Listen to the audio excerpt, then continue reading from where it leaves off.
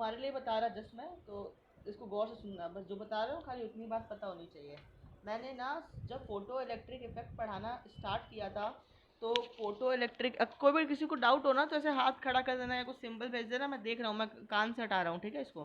तो देखो, photo electric effect में ना मैंने क्या बताया था। फोटो इलेक्ट्रिक इफेक्ट में मैंने ये बताया था, इस पूरे चैप्टर में हम एक मेटल का सरफेस लेते हैं, एक मेटल का बॉडी लेते हैं। उस मेटल के बॉडी पे हम लोग क्या करते हैं, लाइट का रेडिएशन को भिजवाते हैं, ठीक है। It is as simple as that. तो एक सेकंड रुकना, नो कलर, हाँ अब सही है। तो फोटो इलेक्ट्रिक इफेक्ट में हम क्या करेंगे, एक मेटल के ऊपर में हम लोग फोटोन को गिराते हैं। मेटल के ऊपर में फोटोन को गिराने से क्या होता है, मेटल में से इलेक्ट्रॉन्स जो होते हैं वो रिलीज आउट हो जाते हैं। और जब इलेक्ट्रॉन रिलीज आउट होंगे तो वो एक टर्मिनल से जब दूसरे टर्मिनल में जाएंगे तो हम लोग क्या बोलेंगे उसको, कि फोटो इलेक्ट्रिक करंट जो है वो फ्लो कर रहा है सिस्टम में, ठीक है। सबसे इंपॉर्टेंट बात इसमें यह है कि जो फोटोन स्ट्राइक हो रहा है इसी की प्रॉपर्टी हमने जाननी है। मेटल की जो प्रॉपर्टी होती है उसको हम लोग वर्क फंक्शन बोलेंगे, जिसको हम लोग जानेंगे वर्क फंक्शन क्या होता है, ठीक है। इस मैकेनिज्म को समझने से पहले समझना कि फोटोन क्या हुआ, वो आया मेटल सरफेस पे गिरा, फोटोन के पास क्या थी, एनर्जी थी। वो एनर्जी जैसे ही उसने बुलेट की तरह, फोटोन को समझना, फोटोन बुलेट की तरह फायर होता है, और फोटोन के अंदर जितना भी एनर्जी होता है वो सबका सब किसको दे देता है, मेटल को दे देता है, ठीक है। मेटल के पास जितने भी इलेक्ट्रॉन्स होते हैं उसमें से वो इलेक्ट्रॉन क्या करेंगे, कुछ एनर्जी को कुछ एनर्जी को यूज़ करेंगे और बॉन्ड को तोड़ देंगे, ठीक है। और बाकी की जो रिमेनिंग एनर्जी है उसको लेके ये फरार हो जाएंगे काइनेटिक एनर्जी के फॉर्म में, ठीक है। कुल मिलाकर यही है photo electric effect. Photo electric effect में फोटो मतलब होता है फोटोन, इलेक्ट्रिक मतलब होता है इलेक्ट्रॉन, तो मतलब फोटोन की वजह से इलेक्ट्रॉन का एमिशन, इसी को बोलते हैं फोटो इलेक्ट्रिक इफेक्ट, ठीक है। इसमें हमने सबसे पहले क्या पढ़ना था, फोटोन का प्रॉपर्टी के बारे में, क्योंकि हम लोग क्या कर रहे हैं, फोटोन को इंसिडेंट करवा रहे हैं मेटल के सरफेस के ऊपर में। तो फोटोन की जो प्रॉपर्टी है, सबसे पहली प्रॉपर्टी क्या होती है कि जो फोटोन होता है ना वो स्ट्रेट लाइन में मूव करता है। स्ट्रेट लाइन में मूव करने का मतलब क्या है, सपोज तो अगर तुम देखो तो सपोज तुम्हारे हाथ में ना ये एक टॉर्च है, ठीक है। टॉर्च से क्या कर रहे हो तुम, जैसे टॉर्च का तुमने बटन ऑन किया तो टॉर्च में से क्या निकलेगा, लाइट निकलेगी, और लाइट ऐसे ऐसे ऐसे डिस्पर्स हो जाएगी, ठीक है। और तुम्हारे सामने यहाँ पे मैं क्या कर रहा हूँ, एक मटेरियल को रख दे रहा हूँ। मटेरियल क्या, एक काम करो, कोई भी सरफेस को रख दिया, ठीक है। तो ये जो लाइट की रेडिएशन है ना, ये जो लाइट है, तुम्हें सबको पता है कि लाइट की स्पीड क्या होती है, 3 × 10⁻, अरे क्या हो गया,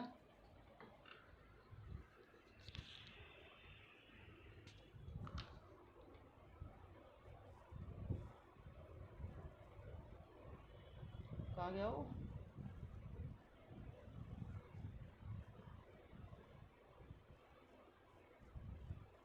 पता नहीं कहाँ गया।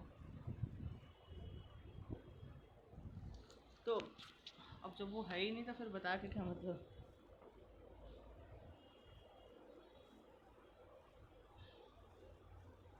क्या उसका नेट काम नहीं कर रहा है, क्या हुआ यार ये,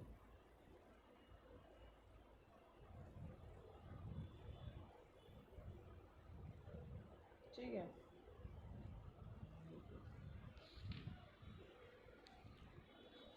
तो देखो, ये है ना जो लाइट की स्पीड होती है वो कितनी होती है, 3 × 10⁸ मीटर पर सेकेंड। तो फोटोन जो होती है वो लाइट के डायरेक्शन में स्ट्रेट लाइन में मूव करता है। ये सबसे पहला प्रॉपर्टी था जो मैंने बताया था, ठीक है। अब क्योंकि वो है नहीं तो अब इसके बारे में चर्चा कर, अच्छा आ गया, ओके। क्या हुआ भाई, व्हाट हैपेंड। वो कॉल आ गया था भैया। अच्छा अच्छा, ठीक है। देखो, तो मैं क्या बोल रहा था, मैं ये बोल रहा था कि ये जो फोटोन है ये स्ट्रेट लाइन में मूव करता है। मैंने क्या किया, टॉर्च को ऑन किया, टॉर्च से क्या निकला, बहुत सारी रेज निकली। वो जो रेज होती हैं वो कहाँ जाएंगी, वो मेटल के सरफेस पे स्ट्राइक करेंगी, और लाइट की जो स्पीड होती है वो 3 × 10⁸ मीटर पर सेकेंड होती है। तो ये जो लाइट होता है ये स्ट्रेट लाइन में मूव करता है, तुम लोग आज तक पढ़ते आ रहे हो, ठीक है। और ये जो लाइट के अंदर में क्या होता है, फोटॉन्स होते हैं, क्या होते हैं, फोटॉन्स होती है। इनकी स्पीड भी क्या होती है, लाइट की स्पीड के बराबर होती है, जो कि हो गई 3 × 10⁸ मीटर पर सेकेंड। अब हम क्या कर रहे हैं, इसी रेडिएशन को, इसी जो बीम है, लाइट की बीम है, इसको बड़ा करके देख रहे हैं। देखो मैंने क्या किया, ये लाइट की बीम को बड़ा कर दिया, यहाँ पे तुम्हारे सामने ये लाइट की बीम को बड़ा कर दिया, ठीक है। लाइट की बीम के अंदर में क्या होता है, बहुत सारा फोटोन होता है, क्या होता है, बहुत सारा एनर्जी का पैकेट होता है, जिसको हम लोग क्या बोलते हैं, फोटोन बोलते हैं। ये एनर्जी का पैकेट है, पैकेट समझते हो, पैकेट, इसके एनर्जी का पैकेट है ये, ठीक है, इसको हम लोग क्या बोलेंगे, फोटोन बोलेंगे। फोटोन के अंदर में क्या होता है, बहुत सारी रेडिएशंस होती है जो अभी तुम्हें नहीं समझना, तुम्हें मैटर के चैप्टर में समझ में आएगा।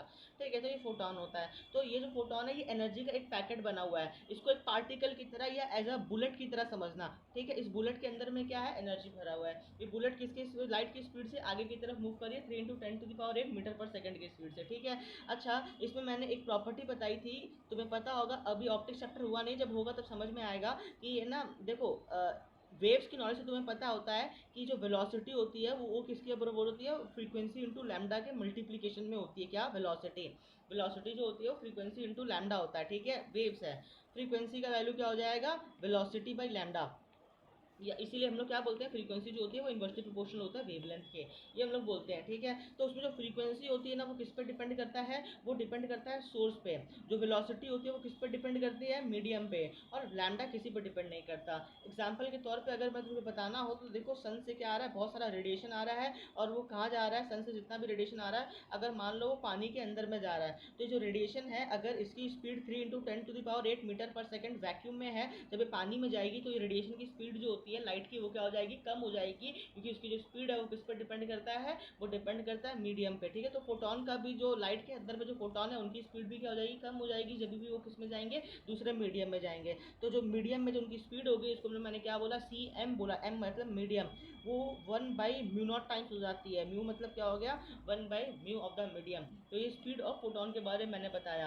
नंबर सेकंड मैं तुम्हें फंक्शन बताऊंगा जिसका नाम है एनर्जी ऑफ फोटोन। देखो, एनर्जी ऑफ फोटोन मतलब क्या हुआ कि ये जो एक पैकेट है ना फोटोन का, ये एक पैकेट, इस एक पैकेट की जो एनर्जी होती है वो हमें बतानी है। तो इस एक पैकेट की एनर्जी को किसने बताया था, इस एक पैकेट एनर्जी को बताया था प्लैंक ने बताया था फोटोन की एक पैकेट की एनर्जी की वैल्यू। कैसे बताया था मैं तुम्हें समझाता हूँ। फॉर एग्जाम्पल सपोज करो कि ये तुम्हारे पास एक रोप है, और ये रोप जो है ये एक सरफेस पे क्या है, लगा हुआ है। तुम क्या कर रहे हो, यहाँ से अपने हाथ से तुम इसको डिस्टर्ब कर दे रहे हो, हाथ से पकड़ के ऐसे से हिला दे रहे हो। तुमने क्या किया, इसको एक डिस्टर्बेंस दी। फॉर एग्जाम्पल तुमने 1 सेकंड में इस रस्सी को 50 बार हिलाया, 50 बार मूव कराया, तो इससे क्या होगा, ये जितना भी डिस्टर्बेंस है, जितना भी एनर्जी है वो मीडियम के जरिए ट्रांसमिट होगा, और ये जो पॉइंट है यहाँ तक वो एनर्जी पहुंच गया। तुम्हें कैसे पता एनर्जी यहाँ तक पहुंचा, क्योंकि ये पॉइंट भी क्या ऊपर नीचे मूव कर रहा होगा, अगर ये इधर स्टिक नहीं है और अगर यहाँ पे ऐसे रिंग बना के रखा हुआ है तो ये पॉइंट भी क्या ऊपर नीचे जाएगा।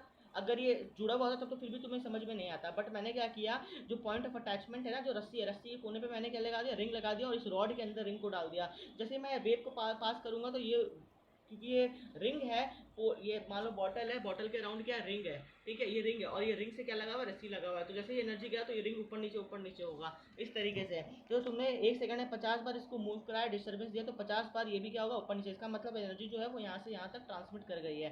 ठीक है, तो मतलब मैं कहना क्या चाह रहा हूँ, तुमने जितना अगर तुम इधर 50 बार इसको मूव कराओगे तो 50 बार एनर्जी यहाँ पहुंचेगा। तुम अगर 60 बार मूव कराओगे तो 60 बार एनर्जी पहुंचेगा। तुम खुद बताओ कि 1 सेकंड में तुम 50 बार मूव करा रहे हो और 1 सेकंड में 60 बार मूव करा रहे हो। तुम जितनी बार मूव कराओगे, जितनी बार डिस्टर्बेंस दोगे, अरे हर बार जब भी एक टाइम सिंगल टाइम तुम हिला रहे हो, तो फॉर एग्जाम्पल तुम 10 जूल का काम कर रहे हो कि नहीं। एग्जाम्पल के तौर पे तुमने क्या किया, 10 जूल का वर्क किया ईच टाइम तुम इस रोप को मैकेनिकली ऐसे हिला रहे हो, तो ईच टाइम क्या हो जाएगा, एनर्जी यहाँ पहुंचेगा। तो इधर एक बार फ्रीक्वेंसी 50 हर्ट्ज की थी, तो इसका मतलब 500 जूल तो क्या हो गया, ट्रांसफर हो गया होगा। और अगर मान लो मैंने इस 50 बार को करके 60 कर दिया, 50 को करके अगर मैंने 60 कर दिया, यानी 1 सेकंड में अगर मैं 60 बार हिला रहा हूँ तो क्या होगा, 60 बार डिस्टर्बेंस यहाँ पहुंच रहा होगा। हर एक डिस्टर्बेंस कितना एनर्जी कैरी कर रहा है, 10 जूल, तो कुल मिलाकर कितना हो गया, 600 जूल एक तरीके से देखा जाए तो, है ना। तो इसका मतलब फ्रीक्वेंसी जितनी ज़्यादा होगी उतनी ज़्यादा क्या होगी, एनर्जी डिलीवर्ड होगी। एनर्जी डिलीवर्ड क्यों हुआ, क्योंकि जितना ज़्यादा फ्रीक्वेंसी था, ये जो हर एक पार्टिकल था वो उतने ही एनर्जी से मूव कर रहा होगा। तो वैसे ही हम फोटोन के बारे में बताते हैं कि फोटोन के अंदर में भी क्या होता है, फोटोन इज ऑल्सो है ना एनर्जी। फोटोन भी एक डिस्टर्बेंस ही है, एक हटाओ इसको। फोटोन क्या है, एक एनर्जी पैकेट है। इस फोटोन के अंदर में क्या होती है, इलेक्ट्रोमैग्नेटिक रेडिएशंस होती हैं, वेव्स होती हैं। उन वेव्स का फ्रीक्वेंसी कुछ होता है, जितना ज़्यादा उस वेव्स का फ्रीक्वेंसी होगा, या जितना मान लो लाइट का फ्रीक्वेंसी होगा, लाइट का फ्रीक्वेंसी होता है ना, जैसे मान लो ब्लू लाइट है, विबग्योर पढ़ा होगा, नाम सुना होगा। विबग्योर में क्या होता है, रेड लाइट का वेव लेफ्ट टू राइट जाते हो तो वेवलेंथ बढ़ता है, क्योंकि जब मूव कर रहे हो, लेफ्ट टू राइट मूव कर रहे हो, चल रहे यानी मीटर बढ़ा रहा है, यानी लैम्डा बढ़ रहा होता है, और फ्रीक्वेंसी जो होती है वो क्या हो जाती है, कम हो जाती है। ठीक है, याद करने के लिए बताया मैंने ये।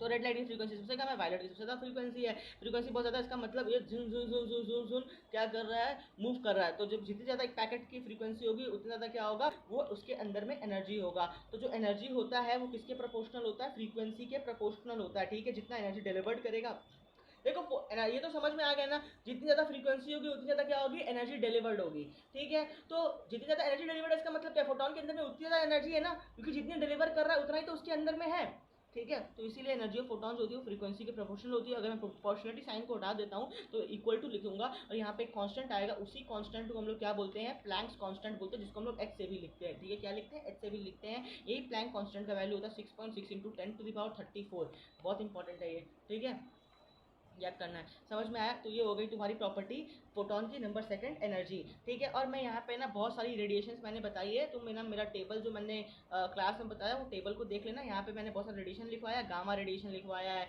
एक्स रेडिएशन लिखाया है, फिर उसके बाद मैंने अल्ट्रावायलेट लिखवाया है, फिर विजिबल लिखवाया है, फिर मैंने क्या बोलते हैं इंफ्रारेड लिखवाया है, माइक्रोवेव लिखवाया है, रेडियो वेव लिखवाया है। बस कुल मिलाकर बात इतनी सी पता होनी चाहिए कि जो विजिबल होती है उसकी जो वेवलेंथ होती है वो 4000 या 3800 मान लो, 3800 से लेकर 7800 एमएंग स्ट्रॉन्ग तक होती है, या इसको 4000 से 8000 मान लो। बहुत इंपॉर्टेंट है थर्मल फिजिक्स के नॉलेज से, ठीक है। और एक्सरे की जो एनर्जी होती है वो किलो इलेक्ट्रॉन वोल्ट में होती है, और गामा रेडिएशन की जो एनर्जी होती है वो मेगा इलेक्ट्रॉन वोल्ट की फॉर्म में होती है। बस ये चीज़ मैंने याद करवाया था, और मैंने याद नहीं करवाया ज़्यादा कुछ, ठीक है। खैर हम लोग अब आगे बढ़ते हैं। नंबर तीसरा प्रॉपर्टी अगर हम देखें फोटोन का नंबर तीसरा प्रॉपर्टी क्या है, फोटोन का नंबर तीसरा प्रॉपर्टी है, उससे पहले जानने से पहले एक प्रॉपर्टी तुम्हें देखना पड़ेगा जिसको हम लोग क्या बोलते हैं, work function. What is work function.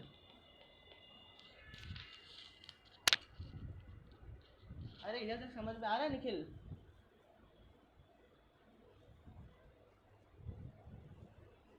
हाँ भैया समझ। चलो ठीक है।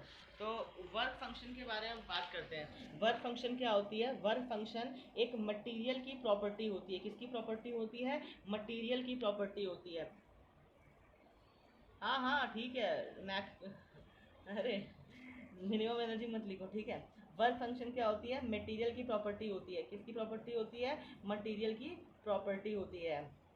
अब क्या कर रहे हैं हम, इस लाइट के ऊपर में हमने क्या किया, रेडिएशन डाला। रेडिएशन डालने से क्या होता है, इस मेटल से क्या निकलता है, इलेक्ट्रॉन जो होता है वो बाहर की तरफ निकल जाता है, ठीक है। तो ये डिपेंड करता है नेचर ऑफ द मटेरियल पे। इसका मतलब क्या हुआ, अगर तुम एस ब्लॉक वाले एलिमेंट ले लोगे तो एस ब्लॉक वाले एलिमेंट क्या करते हैं, इलेक्ट्रॉन को इजीली रिलीज कर देते हैं, क्योंकि वो बहुत लूजली बॉन्ड बना के रखते हैं। देखो वर्क फंक्शन क्या हो, वर्क फंक्शन जो होती है वो इलेक्ट्रॉन को पकड़े रहने की टेंडेंसी है, एक तरीके से समझना चाहो तो जब फोटोन डालूंगा मैं, अगर मान लो फोटोन की एनर्जी जो है वो बहुत कम है और मेटल की वर्क फंक्शन जो बहुत ज़्यादा है, तो अगर मेटल का वर्क फंक्शन बहुत ज़्यादा होगा इसका मतलब वो इलेक्ट्रॉन से अपना रिश्ता नाता क्या है, बहुत तेजी से बना के रखा है, बहुत स्ट्रांगली बना के रखा है। और मैंने जो भी फोटोन डाला उसकी एनर्जी क्या थी, बहुत कम थी, तो वो क्या वो इलेक्ट्रॉन को निकाल पाएगा, नहीं निकाल पाएगा। क्योंकि तुम्हें पता होगा कि हर एक एटम में क्या होता है, इलेक्ट्रॉन जो होता है वो न्यूक्लियस से बाइंड होकर रहता है। तुमने क्या किया, एनर्जी देते हो, किसको एनर्जी देते हो, इलेक्ट्रॉन को एनर्जी देते हो, और इलेक्ट्रॉन क्या होता है, बाहर की तरफ फेंका जाता है, बाहर की तरफ निकल जाता है उस एनर्जी को एब्जॉर्ब करके। अगर मेटेरियल का वर्क फंक्शन बहुत ज़्यादा, इसका मतलब वो इलेक्ट्रॉन को लूज करना नहीं चाह रहा है। अगर मेटेरियल का वर्क फंक्शन बहुत कम है, इसका मतलब क्या हुआ, उसका जो इलेक्ट्रॉन से बॉन्ड है एटम का वो बहुत वीक है, तो उसको तुम एकदम हल्का सा एनर्जी दोगे तो भी क्या होगा, इलेक्ट्रॉन बाहर की तरफ निकल जाएगा। अलग अलग मेटेरियल के लिए अलग अलग होता है। फॉर एग्जाम्पल एस ब्लॉक वो हल्का है तो उसका वर्क फंक्शन बहुत कम है, लेकिन अगर मान लो डी ब्लॉक, एफ ब्लॉक, ये मान तो ये भारी मेटल होता है, इनका वर्क फंक्शन क्या होता है, बहुत ज़्यादा होता है, ठीक है। समझ में आया। अच्छा एक और चीज़ मैं बोलता हूँ कि अगर मैं मान लो तुम्हारे सामने दो मटेरियल को ले लेता हूँ, ठीक है, अलग अलग मटेरियल, और दोनों मटेरियल को मैं मिक्स कर देता हूँ, दोनों मेटल को मिक्स करके यार मान लो कि एक मेटल में एलॉय मिला दिया, तब वर्क फंक्शन क्या होगी, वर्क फंक्शन जो होगी इन दोनों का क्या हो जाएगा, एवरेज हो जाएगा। मान लो इसका वर्क फंक्शन 4 है, इसका वर्क फंक्शन 5 है, तो इसका एवरेज हो जाएगा 4 और 5 का, ये जो बड़ा एक मिक्सचर इन दोनों को मिलाने से, ठीक है। तो ये हो गई एक प्रॉपर्टी, ठीक है। अच्छा एक और प्रॉपर्टी वर्क फंक्शन का क्या था, वर्क फंक्शन मैंने ये बताया था कि जो वर्क फंक्शन होता है वो टेम्परेचर डिपेंडेंट होता है। टेम्परेचर डिपेंडेंट होता है इसका मतलब क्या हुआ, देखो वर्क फंक्शन क्या है, इसको एक और तरीके से अगर तुम समझना चाहो तो देखो ये क्या था, ये मेरा न्यूक्लियस था, न्यूक्लियस के अराउंड में क्या है, ये मेरा इलेक्ट्रॉन है, न्यूक्लियस के अराउंड में क्या है, इलेक्ट्रॉन है। अब मुझे बता, जो एटम होता है, एटम के अराउंड में जो इलेक्ट्रॉन होता है वो कैसे बाउंड होता है, majority of the electron free electrons होते हैं कि बाउंडेड इलेक्ट्रॉन्स होते हैं, नहीं, फ्री इलेक्ट्रॉन्स नहीं होते हैं। क्यों नहीं होते फ्री इलेक्ट्रॉन्स? क्योंकि अगर वो फ्री होंगे तो मेटल के बाहर ही रहते रहेंगे, आवारा बहुत कम होते हैं। मेजॉरिटी जितना भी इलेक्ट्रॉन्स होते हैं वो कहाँ होते हैं? एटम के साथ बॉन्डेड होते हैं। फ्री इलेक्ट्रॉन्स या वैलेंस इलेक्ट्रॉन्स बहुत कम होते हैं, ठीक है। हमेशा देखना इनर वाला भरा हुआ होता है 2 8, लास्ट में 1 या 2 या 3 आता है। तो और वो भी हो तो आउटर मोस्ट है, वो भी खैर बाउंडेड ही है। फ्री इलेक्ट्रॉन्स मतलब वो बॉन्ड तोड़ के बाहर में घूम रहे हैं, आवारागर्दी कर रहे हैं, ठीक है। तो ये क्या होता है, टेम्परेचर अगर तुमने बढ़ा दिया, टेम्परेचर बढ़ा दिया, समझना, एक काम करो, गोलमाल मूवी का एग्जांपल ले लो, तुम एक तवा पे बैठ जाओ, तुम अपने आप उछल पड़ोगे। इसका मतलब क्या, अगर जैसे तुमने टेम्परेचर बढ़ा दिया, सराउंडिंग मीडियम का टेम्परेचर बढ़ा दिया, मेटल का टेम्परेचर बढ़ा दिया, तो इलेक्ट्रॉन को क्या मिल गई? इलेक्ट्रॉन को एक पहले से एनर्जी मिल गई, और उसको अब और थोड़ा कम एनर्जी चाहिए होगा, थोड़ा सा एनर्जी से उसका काम बढ़ जाएगा और वो क्या बॉन्ड तोड़ के निकल जाएगा। तो इसीलिए टेम्परेचर बढ़ाने पर क्या होता है, वर्क फंक्शन जो होता है वो क्या हो जाता है, कम हो जाता है, ठीक है। ये प्रॉपर्टी समझ में आ गई। अच्छा, इधर मैंने एक और चीज़ ये बताया था कि एनर्जी जो मैंने इक्वेशन लिखाया E इक्वल टू क्या होता है, एच म्यू होता है, ठीक है। एक काम करो, एच म्यू को क्या लिख सकते हो, वेलोसिटी बाई लैम्डा, क्योंकि मैंने बताया था कि फ्रीक्वेंसी इनटू वेवलेंथ कर देता हूँ तो मेरा क्या मिलता है, मुझे सी मिलता है। सी मतलब स्पीड मिलता है, ठीक है। तो इस फ्रीक्वेंसी को अगर मैं रिप्लेस करूंगा तो सी बाई लैम्डा से रिप्लेस कर सकता हूँ एच सी बाई लैम्डा। ये एच सी का जो वैल्यू आएगा वो कितना आएगा, 12,400 इलेक्ट्रॉन वोल्ट एमंगस्ट्रॉन्ग। याद करना है, ये value very very very very important है। एच सी का वैल्यू है मल्टीप्लाई करने के बाद, क्योंकि देखो एच तो क्या कांस्टेंट है, सी भी कांस्टेंट है, 3 इंटू 10⁸ मीटर पर सेकंड होती है, और एच का वैल्यू 6.6 इंटू 10⁻34 होता है, ठीक है, बाई लैम्डा। फॉर्मूला क्या बन गया, ये वाला, ये फॉर्मूला याद करना है, करना है। ये एसआई यूनिट नहीं है, ये सीजीएस यूनिट नहीं है, एक अलग ही यूनिट है जो मिला के बनाया गया, खिचड़ी यूनिट, एक तरीके से समझो खिचड़ी बना दिया मैंने, ठीक है, यूनिट का। तो ये याद करना है। अगर मान लो तुम्हें दिया हुआ 100 एमंगस्ट्रॉन्ग दिया हुआ है, इसका मतलब तुम क्या करोगे, लैम्डा का वैल्यू 100 पुट करोगे, और एमंगस्ट्रॉन्ग से एमंगस्ट्रॉन्ग कट जाएगा, जो एनर्जी आएगी वो किस में आएगी, इलेक्ट्रॉन वोल्ट में आएगी एनर्जी। हर एक एटम की एनर्जी जो होगी वो किस में होगी, इलेक्ट्रॉन वोल्ट में होगी, ठीक है। अच्छा, अब यहाँ पे एक कॉन्सेप्ट मुझे बताना है, थ्रेशोल्ड है, थ्रेशोल्ड फ्रीक्वेंसी का और थ्रेशोल्ड वेवलेंथ का। ये कॉन्सेप्ट क्या होता है समझना। थ्रेशोल्ड मतलब होता है कितना मिनिमम फ्रीक्वेंसी, थ्रेशोल्ड मतलब क्या हुआ, मिनिमम नहीं, कितना फ्रीक्वेंसी दिया। थ्रेशोल्ड मतलब मिनिमम नहीं होता, थ्रेशोल्ड मतलब होता है कितने फ्रीक्वेंसी या कितने वेवलेंथ पे फोटो इलेक्ट्रिक होगा। जैसे मान लो तुम्हारा थ्रेशोल्ड, तुम पढ़ाई कर रहे हो, तुम्हारा थ्रेशोल्ड है 8 घंटा पढ़ाई करने का, तुम 8 घंटे से ज़्यादा पढ़ नहीं पाओगे, ठीक है, तुम्हारा थ्रेशोल्ड है वो। या मान लो कि तुम्हारा थ्रेशोल्ड, तुम्हारा लिमिट, थ्रेशोल्ड मतलब एक तरीके से लिमिट होता है, ठीक है। तो अगर मान लो कि मैंने तुम्हारे सामने ये मेटल लिया, मैं ये कह रहा हूँ हर मेटल का क्या होता है, वर्क फंक्शन होता है, ठीक है। और तुम क्या कर रहे हो, तुम यहाँ से फोटोन गिरा रहे हो, फोटोन मतलब बुलेट गिरा रहे हो, और हर एक बुलेट की क्या है, कुछ फ्रीक्वेंसी है, हर एक बुलेट की क्या है, कुछ एक फ्रीक्वेंसी, जिस पर डिपेंड करता है उस बुलेट जिससे फायर हुआ, जिस गन से, यानी सोर्स पर डिपेंड करता है, ठीक है। अच्छा बताओ क्या हुआ भैया, वर्क फंक्शन और टेम्परेचर का आप रिलेशन क्या बोले? मैंने ये बोला, टेम्परेचर बढ़ाने से क्या होता है, हर एक पार्टिकल क्या होता है, नाचने लगता है, वाइब्रेट करने लगता है ना। तो पार्टिकल को क्या मिल जाता है, टेम्परेचर बढ़ाने से एनर्जी मिल जाता है। याद है, एक फॉर्मूला लिखते हो, √3 kT/m, कैसे क्वेश्चन आता है ना, बोल्ट्जमैन कांस्टेंट या जो भी है, रूट ओवर। हाँ हाँ हाँ तो भैया, समझ गया। हाँ, तो जितना टेम्परेचर बढ़ाने पे क्या होगा, उनको एक्सेसरी एनर्जी मिल गई। जब उनके पास एनर्जी बढ़ गई, तो एनर्जी बढ़ने से क्या होगा, अब उनको कम एनर्जी चाहिए होगी मेटल से बाहर जाने के लिए, ठीक है। नहीं समझ में आया अभी भी? ठीक है भैया, समझ।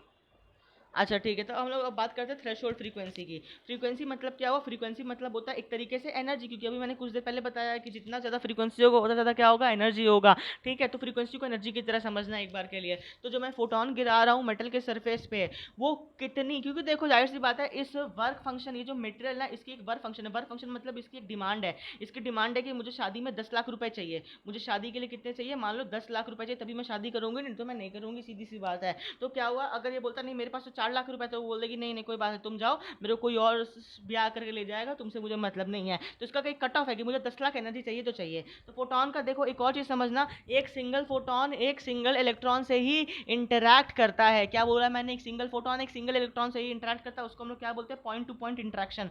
पॉइंट टू पॉइंट इंट्रैक्शन, इसका क्यों हुआ, इसके पीछे का रीजन समझना। Point why single photon is interacted with a single electron. Suppose तूने क्या किया, तूने फोटोन को गिराया, फोटोन को किस पे गिराया, मेटल के एटम पे गिराया। ये मान ले मेटल का एटम ले लिया, इसका न्यूक्लियस है, और इसके न्यूक्लियस के अराउंड में क्या है, ये मैंने ऑर्बिट बना दी, न्यूक्लियस के अराउंड में मैंने क्या किया, ऑर्बिट बना दिया, ठीक है। अब देख इलेक्ट्रॉन जो है वो क्या है, कोई n=1 पे, कोई n=2 पे, कोई n=3, n मतलब क्या हुआ, ऑर्बिट हुआ। तो इलेक्ट्रॉन्स क्या है, बहुत सारे ऑर्बिट है। तू क्या कर रहा है, ऊपर से फोटोन गिरा रहा है, फोटोन के पास क्या है, कुछ एनर्जी है जो किसके प्रोपोर्शनल है, उस फोटोन की फ्रीक्वेंसी के प्रोपोर्शनल है, ठीक है। अब देख फोटोन की स्पीड देख कितनी है, 3 × 10⁸ मीटर पर सेकंड, लाइट की स्पीड के बराबर। और इलेक्ट्रॉन तो क्या है, कोई फ्री इलेक्ट्रॉन है, कोई वैलेंस इलेक्ट्रॉन है, कोई मतलब घूम रहे हैं आपस में, वो क्या कर रहे हैं, घूम रहे हैं, कोई एटम के अराउंड घूम रहा है तो कोई रैंडमली घूम रहा है। तो मुझे बता, ये तो अपनी स्पीड से एकदम नॉर्मल स्पीड से बहुत कम स्पीड होती है उसमें ये घूम रहे हैं, और इधर से फोटोन आ रहा है एकदम स्ट्रेट लाइन में आ रहा है, और इलेक्ट्रॉन तो फिर भी घूम रहा है, वो स्ट्रेट लाइन में आ रहा है। तो जरूरी है क्या जो फोटोन आएगा वो हमेशा क्या इलेक्ट्रॉन से टकराएगा? जरूरी नहीं है, क्योंकि तो स्ट्रेट आ रहा है, और इलेक्ट्रॉन कभी यहाँ होता है, कभी यहाँ होता है, कभी कहाँ होता है, उधर से घूम रहा होता है,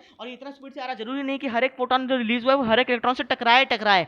समझ रहा है इस बात को? और अगर टकरा भी जाए तो जरूरी नहीं है, अगर टकरा भी जाए हर एक फोटोन हर एक इलेक्ट्रॉन से, तो जरूरी नहीं है कि वो इलेक्ट्रॉन बाहर निकलेगा ही निकलेगा, क्योंकि वो इलेक्ट्रॉन बोलती है कि देखो तुम मुझे जो भगा के लेके जाओगी तो मेरा मेंटेनेंस कितना है, 10 इलेक्ट्रॉन वोल्ट का है, लेकिन तुम हर एक पैकेट में कितना ला रहे हो, 4 इलेक्ट्रॉन वोल्ट। और मैंने अरे क्या ये पता नहीं क्या है। तो देखो, मैं क्या कह रहा हूँ तुम्हें यहाँ पे, मैं ये कह रहा हूँ कि फोटोन की जो पैकेट है उसकी एनर्जी कितनी है, 4 इलेक्ट्रॉन वोल्ट। मैं ये कह रहा हूँ फोटोन, देखो फोटोन क्या होता है, फोटोन एनर्जी का पैकेट है, एक एनर्जी का पैकेट है, मतलब क्वांटा है, क्वांटा मतलब स्मॉलेस्ट यूनिट। एक पैकेट को हम लोग क्या बोल रहे हैं, फोटोन बोल रहे हैं, और उस एक पैकेट का यूनिट एनर्जी मान लो 4 इलेक्ट्रॉन वोल्ट का है। इलेक्ट्रॉन को चाहिए कितना, 10 इलेक्ट्रॉन वोल्ट। तो क्या होगा, ये फोटोन बोलता है एक काम को 4 ले, वो बोलती है जब 4 देगा तभी भी मैं बाहर नहीं निकलूंगी, क्योंकि मुझे कितना चाहिए, 10 इलेक्ट्रॉन वोल्ट एनर्जी चाहिए। तो ये क्या निकलेगी क्या बाहर? नहीं, ये बाहर नहीं निकलेगी। तो क्या चाहिए इसको, एक सर्टेन एनर्जी चाहिए। किसकी एनर्जी? फोटोन की एनर्जी। वो कहती है अगर फोटोन की एनर्जी 10 इलेक्ट्रॉन वोल्ट होगी तभी मैं बॉन्ड तोड़ूंगी और तभी मैं बाहर निकल पाऊंगी, नहीं तो मैं बाहर नहीं निकलूंगी। समझ रहा है? तो इसको क्या चाहिए, इलेक्ट्रॉन को एक पर्टिकुलर एक एनर्जी चाहिए जिसके ऊपर क्या वो इलेक्ट्रॉन एक्साइट हो सके। समझ में आ रहा है बात? इतना बात समझ में आया निखिल को? तो क्या हुआ, मुझे क्या चाहिए, फोटोन का एक एनर्जी, एक स्पेसिफिक एनर्जी चाहिए, एक स्पेसिफिक एनर्जी चाहिए। एनर्जी कहाँ से मिलती है? फ्रीक्वेंसी से। यानी मुझे क्या चाहिए, फोटोन की एक स्पेसिफिक फ्रीक्वेंसी चाहिए। उससे ज़्यादा फ्रीक्वेंसी, देखो मिनिमम फ्रीक्वेंसी चाहिए जो इलेक्ट्रॉन को निकाल दे। अगर उससे ज़्यादा मैं फ्रीक्वेंसी करूँगा, फ्रीक्वेंसी ज़्यादा करने का मतलब क्या, एनर्जी ज़्यादा करना, तो क्या हो जाएगा, ऑटोमेटिकली इलेक्ट्रॉन निकल जाएगा कि नहीं निकल जाएगा? मान ले कि अगर 10 इलेक्ट्रॉन, मान ले कि अगर 10 इलेक्ट्रॉन वोल्ट पे इलेक्ट्रॉन निकल जाता है, 10 electron volt energy of photon पे इलेक्ट्रॉन निकल जाता है, तो अगर मैं 10 इलेक्ट्रॉन वोल्ट से ज़्यादा दे दूँ, 20 इलेक्ट्रॉन 30 इलेक्ट्रॉन, तभी भी तो इलेक्ट्रॉन निकल ही जाएगा। समझ रहा है कि नहीं सर? क्योंकि उसका डिमांड कितना है, 10 इलेक्ट्रॉन वोल्ट का ही तो है। तो इसका मतलब एक सर्टेन डिमांड होता है फ्रीक्वेंसी का, सर्टेन डिमांड होता है फ्रीक्वेंसी का, म्यू नॉट बोलते हैं उसको, थ्रेशोल्ड फ्रीक्वेंसी बोलते हैं। थ्रेशोल्ड फ्रीक्वेंसी वो फ्रीक्वेंसी होती है, वो मिनिमम फ्रीक्वेंसी होती है जिसको देने से इलेक्ट्रॉन बाहर निकल जाए। समझ में आ रहा है ये चीज़? थ्रेशोल्ड फ्रीक्वेंसी क्या हुई? थ्रेशोल्ड फ्रीक्वेंसी वो मिनिमम फ्रीक्वेंसी होती है। हाँ हाँ भैया समझ। हाँ, तो थ्रेशोल्ड फ्रीक्वेंसी वो फ्रीक्वेंसी होती है, वो मिनिमम फ्रीक्वेंसी होती है जिसके ऊपर क्या हो, मतलब अगर तू फ्रीक्वेंसी का वैल्यू बढ़ा रहा है, मान ले कि 40 हर्ट्ज पे तुझे अगर बर्फ फंक्शन देखने को मिल रहा है, तो 50 हर्ट्ज पे भी देखने को मिलेगा, 60 हर्ट्ज पे भी देखने को मिलेगा। मतलब उससे ज़्यादा फ्रीक्वेंसी बढ़ाते जाएगा तो फोटो इलेक्ट्रिक इफेक्ट उस हिसाब से तुझे मिलता जाएगा। समझ में आ रहा है क्या ये बात तुझे? पक्का है? तो अच्छा, इसको हम लोग क्या बोलते जी हैं, भाई। थ्रेशोल्ड फ्रीक्वेंसी बोलते हैं। तो अब एक और कॉन्सेप्ट आता है, थ्रेशोल्ड वेवलेंथ क्या होता है। तो देख, अगर तू विबग्योर में जाता है तो विबग्योर में जैसे जैसे क्या होता है, वेवलेंथ क्या होता है, बढ़ रहा है, और फ्रीक्वेंसी क्या हो रही है, कम हो रही है। इसका मतलब सपोज फॉर एग्जांपल एक ऐसी वेवलेंथ है लैम्डा नॉट, जिसपे क्या हो रहा है, फोटो इलेक्ट्रिक इफेक्ट हो रहा है। अगर लैम्डा नॉट वाले वेवलेंथ तक फोटो इलेक्ट्रिक इफेक्ट हो रहा है, अगर मैं उससे ज्यादा वेवलेंथ कर दूं तो क्या फोटो इलेक्ट्रिक इफेक्ट होगा कि नहीं होगा? मुझे बता। हाँ भैया होगा। नहीं होगा, नहीं होगा। मैं कह रहा हूँ कि लैम्डा नॉट, देख लैम्डा नॉट क्या है, मैक्सिमम वेवलेंथ है जहाँ तक क्या है, जहाँ तक तुम्हारा फोटो इलेक्ट्रिक इफेक्ट है। ये फ्रीक्वेंसी नहीं है, ये वेवलेंथ है। वेवलेंथ और फ्रीक्वेंसी में क्या होता है, इनवर्स रिलेशन होता है। अगर फ्रीक्वेंसी बढ़ाते जाएगा ऐसा फ्रीक्वेंसी आएगा जिसपे क्या हो जाएगा, वर्क फंक्शन को उतना सेटिस्फाई हो गया और इलेक्ट्रॉन बाहर निकल गया। लेकिन वेवलेंथ तो क्या उल्टा है, यानी मिनिमम फ्रीक्वेंसी मतलब मैक्सिमम वेवलेंथ। क्योंकि वेवलेंथ अगर तूने मैक्सिमम दे दिया उससे फोटो इलेक्ट्रिक इफेक्ट हो रहा है, उससे ज्यादा अगर तूने वेवलेंथ दे दिया तो फोटो इलेक्ट्रिक इफेक्ट नहीं होगा। उससे ज्यादा वेवलेंथ मतलब क्या हुआ, मान ले तूने एक वेवलेंथ दिया, एक मेटल था जिसकी थ्रेशोल्ड वेवलेंथ लैम्डा नॉट थी, ठीक है, और तूने क्या किया, उसको एक वेवलेंथ दे दिया लैम्डा एक्स, ठीक है, लैम्डा एक्स इस तरीके से दिया जो कि किससे बड़ा है, लैम्डा नॉट से बड़ा है। तो इसका मतलब अगर तूने उसको एक ऐसी वेवलेंथ दे दी जो उसके थ्रेशोल्ड वेवलेंथ से बड़ी है, मान ले कि थ्रेशोल्ड वेवलेंथ है 100 एमंगस्ट्रॉन्ग और तूने दे दिया 500 एमंगस्ट्रॉन्ग, तो थ्रेशोल्ड से बड़ी है, वेवलेंथ बड़ी, इसका मतलब फ्रीक्वेंसी क्या है, फ्रीक्वेंसी तो कम हो गई ना थ्रेशोल्ड वाला से। तो क्या होगा, फोटो इलेक्ट्रिक होगा कि नहीं होगा, नहीं होगा। तो थ्रेशोल्ड फ्रीक्वेंसी मतलब क्या होती है, थ्रेशोल्ड फ्रीक्वेंसी मतलब होती है कि minimum frequency required, minimum frequency required to cause photo electric emission. और थ्रेशोल्ड वेवलेंथ मतलब क्या होता है, maximum wavelength after which photo electric emission is not possible. समझ में आ रहा है ये कि नहीं आ रहा है? हाँ भैया समझ। तो ये था। तो मतलब मुझे मान ले, अगर मुझे फोटो इलेक्ट्रिक एमिशन करवाना है, अगर मुझे फोटो इलेक्ट्रिक एमिशन करवाना है, तो एनर्जी ऑफ फोटोन जो है, फोटोन के मतलब एक पैकेट का जो एनर्जी है, अगर वो मेटल के वर्क फंक्शन से बड़ा है या इक्वल है, तो क्या फोटो इलेक्ट्रिक एमिशन होगा?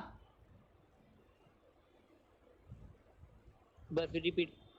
मैं ये कह रहा हूँ कि फोटोन का जो एनर्जी है, अगर वो मेटल के वर्क फंक्शन से ज़्यादा है, तो क्या फोटो इलेक्ट्रिक एमिशन होगा? हाँ भैया होगा। अच्छा, तो क्या मैं ये बोल दूं कि अगर मैंने जो वेवलेंथ दी, अब मैंने जो फ्रीक्वेंसी दी, वो अगर थ्रेशोल्ड फ्रीक्वेंसी से ज़्यादा है, तो क्या फोटो इलेक्ट्रिक इफेक्ट होगा? हाँ होगा। और अगर मैंने जो वेवलेंथ है, और अगर वो थ्रेशोल्ड से कम दे दी, तो क्या फोटो इलेक्ट्रिक होगा एमिशन? हाँ भैया होगा। तो ये क्राइटेरिया किसकी बन गई? ये क्राइटेरिया बन गई फॉर फोटो इलेक्ट्रिक एमिशन। तो इसका मतलब अगर जो एनर्जी ऑफ फोटोन है, अगर वो लेस देन है वर्क फंक्शन से, वर्क फंक्शन से अगर कम एनर्जी है, या मैं जो फ्रीक्वेंसी दे रहा हूँ अगर वो थ्रेशोल्ड से कम है, या जो मैं वेवलेंथ दे रहा हूँ वो अगर थ्रेशोल्ड वेवलेंथ से ज़्यादा है, तो इस कंडीशन में क्या होगी? इस कंडीशन में फोटो इलेक्ट्रिक एमिशन नहीं होगी। समझ रहा है? जी भैया समझ। तो ये क्राइटेरिया बन गया तेरा दोनों, ठीक है। आगे आगे इसमें मैंने वो सवाल करवाया था, जो सवाल तुझे कर लेगा। मास ऑफ फोटोन हुआ था क्या? मास ऑफ फोटोन, तू आया था मास ऑफ फोटोन वाले दिन? हाँ भैया आया था। अच्छा, आया था, तब ठीक है। इतना ही मैंने मोटा मोटी कुल मिलाकर थोड़ा मोड़ा बताया था, ज़्यादा तो मैंने बताया नहीं था।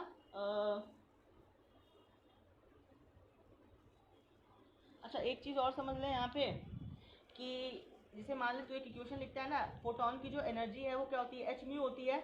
तो जो मिनिमम अमाउंट ऑफ, मतलब देख, एक मेटल को क्या चाहिए? मेटल का क्या होता है? वर्क फंक्शन होता है। वर्क फंक्शन जो है मेटल का, वो क्या कहता है कि मुझे फोटोन से 10 जूल एनर्जी चाहिए। अगर 10 जूल एनर्जी, फोटोन तुम कुछ कुछ भी एनर्जी लाओ, 10 जूल, 20 जूल, 50 जूल, मुझे 2 जूल लाओ, 3 जूल लाओ, मुझे कितना चाहिए? मुझे तुमसे मिनिमम चाहिए कितना? 10 जूल। अगर तुम वो लेके आ रहे हो तो तभी मैं तुम्हारे साथ भागूंगी, नहीं तो मैं तुम्हारे साथ नहीं भागूंगी। इलेक्ट्रॉन कहता है फोटोन को ये बात। तो अगर मैं फोटोन की एनर्जी, वो मिनिमम एनर्जी जिस पे वर्क फंक्शन सेटिस्फाई हो जाए, समझ रहे, उसको हम लोग क्या बोलेंगे? वर्क फंक्शन बोलेंगे कि नहीं बोलेंगे? यानी फोटोन की जो मिनिमम एनर्जी है वो क्या हो गई? वर्क फंक्शन हो गई। समझ रहा है कि नहीं इस चीज़ को? बता, फोटोन हाँ का। भैया। अच्छा, एक और चीज़, अब जब ये वर्क फंक्शन के बरोबर करेगा, तो जो म्यू होगा वो क्या हो जाएगा? म्यू नॉट हो जाएगा, एक तरीके से देखा जाए तो। क्योंकि देख, इस तरीके से समझ कि अगर तू एक रेडिएशन दे रहा है, वो थ्रेशोल्ड फ्रीक्वेंसी के बरोबर है। थ्रेशोल्ड फ्रीक्वेंसी मतलब तूने जो रेडिएशन दी, वो जस्ट क्या कर रहा है? इस मेटल से क्या कर रहा है? फोटो इलेक्ट्रिक एमिशन करवा रहा है। वो जो फ्रीक्वेंसी थी उसको क्या बोलेंगे? म्यू नॉट बोलेंगे। तो उससे ज़्यादा देगा तो भी क्या होगा? फोटो इलेक्ट्रिक एमिशन होगा।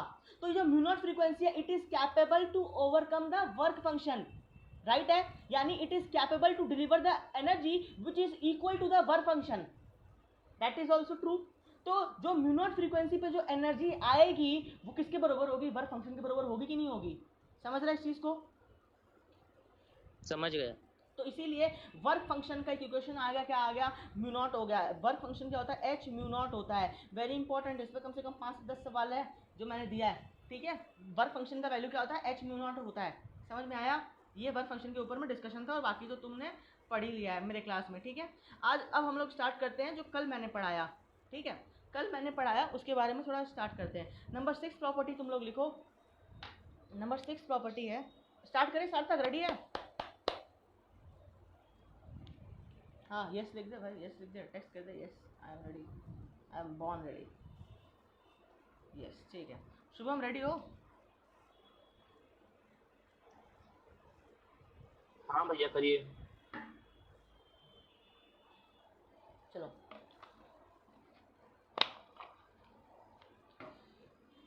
हमने स्कूल में ना 5 प्रॉपर्टी देख ली थी। नंबर 6वां प्रॉपर्टी है, कॉपी और पेन निकालो, 6वां प्रॉपर्टी पे ये लिखो। ऐसे तो मैंने पीडीएफ दे दिया, मेरे को जहाँ तक याद है। नंबर 6 प्रॉपर्टी है, कितना इलेक्ट्रॉन एमिट होगा पर यूनिट टाइम पे। 5वां प्रॉपर्टी क्या था? कितना फोटोन एमिट हो रहा था पर यूनिट टाइम को, जिससे जिसको हम लोग किससे लिख रहे थे? स्मॉल एमपीएस से लिख रहे थे। यहाँ पे हमें क्या पता करना है? कितना इलेक्ट्रॉन एमिट होगा पर यूनिट टाइम। इसका मतलब क्या है? अरे भाई, इसका मतलब सीधे सा है, इसका मतलब सीधा सा है कि अगर एक मेटल पे तुम फोटोन को गिरा रहे हो, और तो फोटोन को गिराने से कितना इलेक्ट्रॉन एमिट होगा पर यूनिट टाइम, भैया इसका मतलब क्या है, जितना फोटोन आएगा उतना ही तो इलेक्ट्रॉन जाएगा। ना ना ना ना ना ना ना, अगर 100 फोटोन आया तो जरूरी नहीं है कि 100 का 100 फोटोन 100 का 100 इलेक्ट्रॉन से स्ट्राइक करे ही करे। ठीक है, तो जितना फोटोन आएगा उतना इलेक्ट्रॉन बॉडी से बाहर नहीं जाएगा। तो नंबर ऑफ इलेक्ट्रॉन जो एमिट होगा पर unit time, number of electron जो एमिट होगा पर यूनिट टाइम, उसी को हमको कैलकुलेट करना है। समझ में आ रहा है ये चीज? तो नंबर ऑफ इलेक्ट्रॉन जो देखो एमिट होगा, जरूरी नहीं कि जो फोटोन जो स्पीड लाइट की स्पीड से आ रहा है वो इलेक्ट्रॉन से टकराए टकराए ना भी टकराए, तो ऐसा नहीं है। और ये भी एक चीज़ है याद रखना कि सपोज कर तूने क्या किया, तूने जो फोटोन दिया उसकी एनर्जी जो है, उसकी एनर्जी जो है वो ज़्यादा है वर्क फंक्शन से। ठीक है, उसकी एनर्जी किससे ज़्यादा है? वर्क फंक्शन से ज़्यादा है, मेटल के वर्क फंक्शन से। और अगर मेटल के वर्क फंक्शन से ज़्यादा है तो क्या वो फोटोन इलेक्ट्रॉन से टकराने के बाद उसको निकाल पाएगा कि नहीं निकाल पाएगा? बता। निकाल पाएगा ना। नहीं नहीं निकाल पाएगा। मतलब देखो, फोटोन की जो एनर्जी है वो मेटल के वर्क फंक्शन से ज़्यादा है और फोटोन इलेक्ट्रॉन से टकरा रहा है, लेकिन उसके बावजूद जो फोटोन है वो इलेक्ट्रॉन को नहीं निकाल पाएगा। अरे क्यों नहीं निकाल पाएगा? क्योंकि क्योंकि देख, तुझे पता है कि फोटोन क्या होता है, बहुत सारे एनर्जी शेल्स पे होते हैं, n बराबर 1, n बराबर 2, n बराबर 3, n बराबर 4। उन सब का जो एनर्जी है ना, वो उसको क्या बोलेंगे हम लोग? क्यूमुलेटिव करके वर्क फंक्शन। ठीक है, तो देख पहला वाला इलेक्ट्रॉन और आउटर मोस्ट वाला इलेक्ट्रॉन, कौन सबसे हाई एनर्जी, किसको निकालना सबसे आसान है? बाहर वाले को निकालना सबसे आसान है। ठीक है, बाहर वाला। बाहर वाला, क्योंकि उसके पास एनर्जी क्या ज़्यादा है, सबसे ज़्यादा ऑलरेडी उसके पास एनर्जी बहुत ज़्यादा है और तुमको हल्का सा एनर्जी देना पड़ा वो आराम से निकल जाएगा। लेकिन n बराबर 1 जो है वो टाइटली बाउंड है, उसकी एनर्जी क्या सबसे कम है, सबसे ज़्यादा स्टेबल है वो, उसकी एनर्जी क्या सबसे कम है, तो उसको सबसे ज़्यादा एनर्जी देना पड़ेगा। तो मान ले तुमने जो फोटोन दिया उसका जो एनर्जी है वो 4 इलेक्ट्रॉन वोल्ट है। ठीक है, और जो तेरा एटम है, एटम में हर एक शेल का क्या होगा, हर एक शेल में से इलेक्ट्रॉन को निकालने का अपना अपना एनर्जी होगा कि नहीं होगा? क्योंकि n बराबर 1 वाला एनर्जी को सबसे ज़्यादा डिमांड करता है और n बराबर आउटर मोस्ट सबसे कम एनर्जी डिमांड करता है। यानी हर एक इलेक्ट्रॉन को निकालने के लिए क्या देना पड़ेगा? अलग अलग एनर्जी देना पड़ेगा। फोटोन के पास एक रिस्पेक्टिव एनर्जी आया, कितना है? 4 इलेक्ट्रॉन वोल्ट। जो वर्क फंक्शन यानी एवरेज जो एनर्जी होती है ना जितनी भी शेल्स है उनको हम लोग वर्क फंक्शन बोलेंगे, लेकिन फोटोन की एनर्जी वर्क फंक्शन से ज़्यादा है। लेकिन मान ले कि ये जो n बराबर 1 वाला जो इलेक्ट्रॉन है उसकी जो एनर्जी है मान ले वो 5 इलेक्ट्रॉन वोल्ट है या 6 इलेक्ट्रॉन वोल्ट है, तब तो इसको टकराने के बावजूद भी नहीं निकाल पाएगा। अरे समझ में आ रहा है कि नहीं आ रहा है?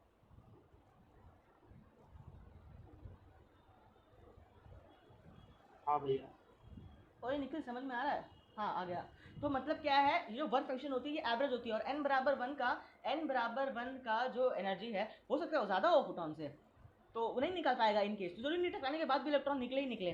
ठीक है, एनीवेज तो हम लोग यहाँ पे सोच रहे थे, तो ऐसा है कि देखो फोटोन बहुत सारी आ रही है लेकिन एक आध इलेक्ट्रॉन निकाल पाएगा, क्योंकि ये तो पूरा पूरा कोइंसिडेंटल है, कुछ भी किसी से भी टकरा सकता है। फोटोन को मालूम नहीं, फोटोन से पूछो कि फोटोन बोलेगा देख भाई मुझे तो जाना है एटम के अंदर पे घुसना है, मुझे मालूम है कि मुझे कहाँ घुसना है, अंदर घुसना है, मुझे कहाँ घुसना है, अंदर घुसना है। लेकिन इलेक्ट्रॉन इलेक्ट्रॉन इलेक्ट्रॉन से पूछो क्या तुम पहले से डिसाइड कर रखे हो कि तुम्हें किस फोटोन से स्ट्राइक करना है? इलेक्ट्रॉन बोलेगा नहीं बाबा मैं भी डिसाइड नहीं कर रहा क्योंकि मैं तो सिर्फ गोल गोल घूम रहा हूँ, क्या पता मेरा उससे मिलन हो, मेरा उससे मिलन ना हो। ये प्योरली कोइंसिडेंट है, इसमें हम लोग कुछ नहीं कर सकते। ठीक है, तो ये देख, तो क्या हुआ, कितना इलेक्ट्रॉन एमिट होगा पर यूनिट टाइम, वो मुझे निकालना है। वो कैसे निकलेगा? हर एक मेटल का क्या होता है, क्वांटम एफिशिएंसी होता है। क्वांटम एफिशिएंसी, एफिशिएंसी मतलब क्या हुआ, हीट वाले चैप्टर में, हीट वाले चैप्टर में तू पढ़ता होगा एफिशिएंसी क्या होता है। अगर एफिशिएंसी मुझे बताना हो तो मैं कंपैरिजन के तौर पर बताऊंगा। फॉर एग्जांपल मेरे पास दो स्टूडेंट है, एक का नाम है सार्थक और एक का नाम है निखिल। ठीक है, तो मान ले कि सार्थक भी एक 10 किलो अनाज खाता है और निखिल भी 10 किलो अनाज खाता है, लेकिन सार्थक जो है वो 40 घंटा काम कर लेता है और मतलब बहुत वर्क करता है, वर्क जो है वो ज़्यादा करता है। ठीक है, ज़्यादा। और वो जो निखिल है वो वर्क क्या, वो बहुत कम करता है, यानी 10 किलो एनर्जी में वो बहुत वर्क कम करता है। किसकी एफिशिएंसी ज़्यादा है, तो ज़्यादा काम कर ले सेम अमाउंट है, मतलब जिसकी देखो आउटपुट बाय इनपुट के रेशियो को हम लोग क्या बोलते हैं, एफिशिएंसी। जिसकी सेम इनपुट पे आउटपुट, सेम इनपुट पे सेम खाना खाने पे जो ज़्यादा आउटपुट करे, ज़्यादा वर्क करे, उसी की क्या बोलेंगे, एफिशिएंसी क्या है, ज़्यादा है। इसका मतलब क्या हुआ, सार्थक का एफिशिएंसी क्या है, बहुत ज़्यादा है, बहुत ज़्यादा तेज पढ़ाई करता है, बहुत फटाफट पढ़ाई करता है बहुत कम समय में। समझ में आ रहा है ये चीज़? हाँ सार्थक का, वेरी गुड। तो सार्थक का एनर्जी क्या है, बहुत ज़्यादा है, राइट। तो एफिशिएंसी मतलब क्या होता है, आउटपुट अपॉन इनपुट। ये तुम्हारे हीट इंजन में भी आता है, वहाँ पे जब कार्नोट इंजन लगाते हैं बीटा और अल्फा करके यूनिट था, उस सब में यही लिखना पड़ता है, आउटपुट अपॉन इनपुट। आउटपुट क्या हुआ देख, 100 फोटोन आया लेकिन मान ले कि 2 ही इलेक्ट्रॉन निकल पाया मेटल से, तो कितना इलेक्ट्रॉन एमिट हुआ पर यूनिट टाइम मेटल से, वो क्या बन गया, आउटपुट बन गया। और कितना इनपुट लगा यानी कितना फोटोन आया, नंबर ऑफ फोटोन इंसिडेंट पर यूनिट टाइम, उसको हम लोग क्या बोलेंगे, क्वांटम एफिशिएंसी बोलेंगे। बोल हाँ या ना, समझ में आया कि नहीं आया? ठीक है, चलो ठीक है। तो अच्छा एक चीज समझ, तो क्वांटम एफिशिएंसी को किससे रिप्रेजेंट करा? क्वांटम एफिशिएंसी को ईटा से रिप्रेजेंट करा। किससे? ईटा से रिप्रेजेंट करा। अरे शुभम खरवार, समझ में आ रहा है? हाँ भैया आ रहा है। तो क्वांटम एफिशिएंसी को मैंने किससे रिप्रेजेंट किया? ईटा से रिप्रेजेंट किया। तो मुझे बता, क्या अगर मुझे नंबर ऑफ फोटोन इंसिडेंट पर यूनिट टाइम पता है तो क्या मैं निकाल सकता हूँ नंबर ऑफ इलेक्ट्रॉन इंसिडेंट पर, number of electron emitted per unit time? हाँ निकाल सकता हूँ। क्या करना पड़ेगा तुझे? तुझे देख, ईटा इक्वल टू क्या, N E upon N P H है, ये दिया हुआ है। तू क्या करेगा? ईटा को एन पी एच से मल्टीप्लाई कर देगा, तुझे क्या मिल जाएगा? एन ई मिल जाएगा। ये देख एन ई मिल जाएगा। वेरी इंपॉर्टेंट इक्वेशन, लिख ले इसको। वैसे पीडीएफ में है, वेरी इंपॉर्टेंट, आगे आएगा ये चीज़। मतलब क्या है, तुझे अगर नंबर ऑफ फोटोन पता है और मेटल की एफिशिएंसी पता है तो तू बता सकता है मेटल की एफिशिएंसी के हिसाब से कितना इलेक्ट्रॉन आएगा। तो शुभम खरवाल, तुझसे एक चीज़ पूछता हूँ, मुझे बता कि मेटल की एफिशिएंसी 100% है और मान ले कि 100 फोटोन आया तो कितना इलेक्ट्रॉन निकलेगा? चल बता। हाँ भैया। मैं कह रहा हूँ कि मेटल की एफिशिएंसी 100% है। क्वांटम एफिशिएंसी, मेटल की एफिशिएंसी नहीं, क्वांटम एफिशिएंसी। क्वांटम एफिशिएंसी मतलब होता है फोटोन की एफिशिएंसी, क्वांटम एफिशिएंसी। तो फोटोन की एफिशिएंसी 100% है मान ले, ठीक है? तो मुझे बता 100% एफिशिएंसी है और अगर 100 फोटोन आ रहे तो कितने इलेक्ट्रॉन एमिट होंगे पर यूनिट टाइम? ये 100 होंगे। 100 ही होंगे। और अगर 50% एफिशिएंसी है तो कितने इलेक्ट्रॉन हाँ एमिट होंगे? तो 50 ही होंगे, जितना एफिशिएंसी रहेगा हाँ, उतना निकलेगा। बहुत बढ़िया बहुत बढ़िया। लास्ट क्लास में मैंने एनपीएच को याद करवाया था, निखिल याद है? एनपीएच, एनपीएच मैंने बोला था याद करना है। क्या है formula? P lambda upon H C, याद है? मैंने बोला था ये याद करना है। तो एन का वैल्यू क्या हो जाएगा? ईटा हाँ इंटू भाई। एन पी एच का वैल्यू मैंने बोला था याद करना है, क्या होगा? P lambda upon H C. तो लोग बोलते हैं दारू पियो, लोग बोलते हैं सिगरेट पियो, मैं तुम्हें कह रहा हूँ कि लैम्डा को पियो। किसको पियो? लैम्डा को पियो। तो एन पी एच क्या है? P lambda upon H C. या इसका एक और फॉर्मूला है, मैंने बताया था एन पी एच को मैं एक और तरीके से लिख सकता हूँ, उसका वैल्यू क्या है? आई ए लैम्डा अपॉन एच सी। ठीक है, ये एक और तरीका है। तो दो फॉर्मूले बन गए, ये वाले कैसे याद करें भैया? एक और तरीका बताता हूँ, चल लिख याद करने का। देख, एक गाना सुना है, आइए आपका स्वागत है, गाना सुना है ये वाला, आइए आपका स्वागत है। तो देख क्या है, आइए किसको बुला रहा है? लैम्डा को बुला रहा है। आइए लैम्डा आपका स्वागत है, ठीक है? आइए लैम्डा आपका स्वागत है। नीचे में क्या होता है? एच सी होता है, ठीक है? मैंने एक और चीज़ याद करवाया, जब भी 1/HC हो तो उसको तुम लोग किससे रिप्रेजेंट कर सकते हो? 5 × 10⁴ से। अरे कर सकते हो कि नहीं कर सकते हो? हाँ भाई। ठीक है, तो फॉर्मूला बन जाएगा यहाँ से। समझ में आ गया ये वाला कॉन्सेप्ट? कितने इलेक्ट्रॉन एमिट होंगे, क्या निकाल पाएगा? कितने इलेक्ट्रॉन एमिट होंगे पर यूनिट टाइम? निकाल लेगा तो? हाँ। चलो एक और चीज़ हाँ देख, भैया। Photo electric current. Photo electric current ये 8वां प्रॉपर्टी है, फोटो इलेक्ट्रिक करंट। ये क्या है प्रॉपर्टी? देख सुन मेरी बात।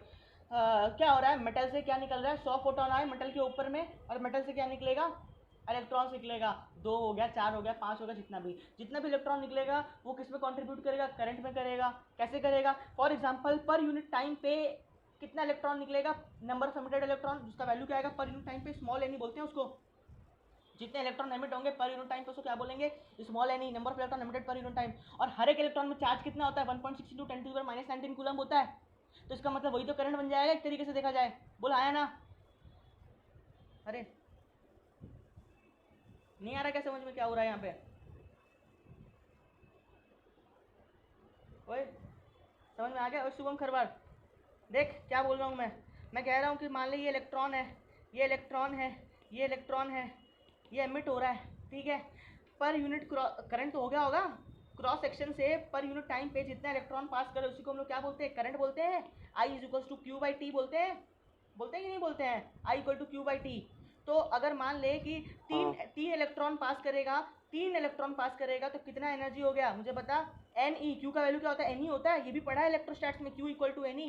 3 इलेक्ट्रॉन पास किया तो 3 इलेक्ट्रॉन कुल चार्ज हो गया क्यू। तो ये क्या हो गया? Number of electron capital N E. कितना इलेक्ट्रॉन गया? Capital N E into E. E मतलब क्या है? Charge of single electron divided by time. क्या है? 1 सेकेंड। टाइम टी को टाइम लिख लेना, क्या दिक्कत है? तो एन ई बाई टी क्या हो जाएगा? स्मॉल एन ई हो जाएगा इंटू ई। क्योंकि जितना number of electron per unit time जाएगा उसको हम लोग क्या बोलते हैं? Number of electron emitted per unit time, small N E. अभी तो यही तो निकाला यार।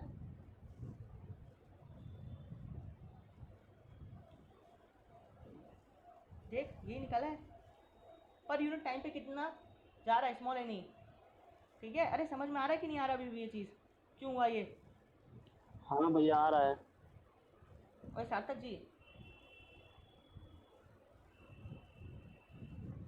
क्लियर है? सार्थक, हाँ चलो ठीक है। तो देख क्या किया मैंने, इसको एज इट इज फॉर्मूला आ गया फोटो इलेक्ट्रिक करंट का। फोटो इलेक्ट्रिक करंट का फॉर्मूला आया I is equals to N E into ई।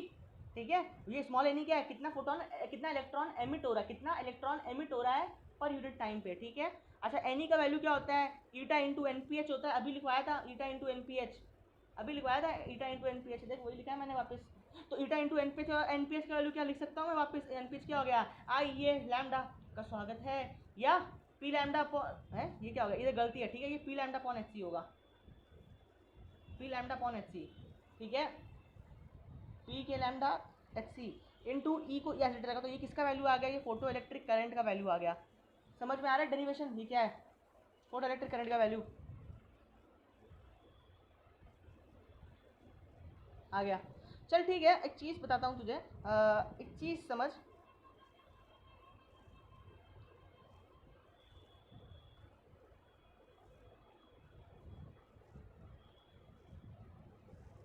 अच्छा एक क्वेश्चन है, क्वेश्चन अभी करेगा कि नहीं करेगा क्वेश्चन, कि छोड़ दूँ?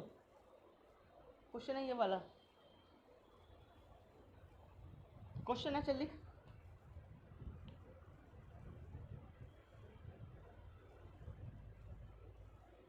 ये क्वेश्चन है,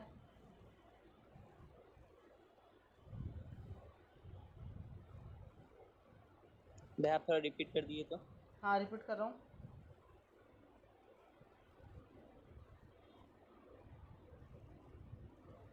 देखो power of radiation source is 100 watt and lambda of incident radiation is 500 nanometre and lambda of incident radiation is 500 nanometre.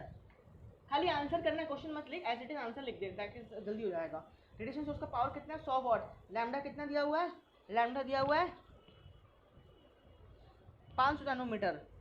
अगले क्वेश्चन में क्या लिखते हैं, अगर 100 फोटोन एक इलेक्ट्रॉन को एमिट कर रहे हैं तो तुम्हें पता करना है ए बी सी। चलो आंसर निकालो फटाफट।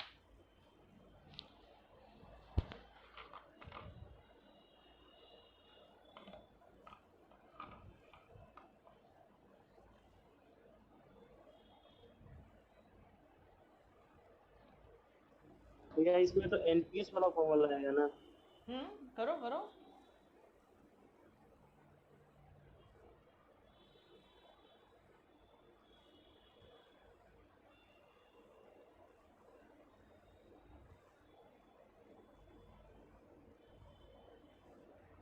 अरे बड़ा आसान सवाल है ये।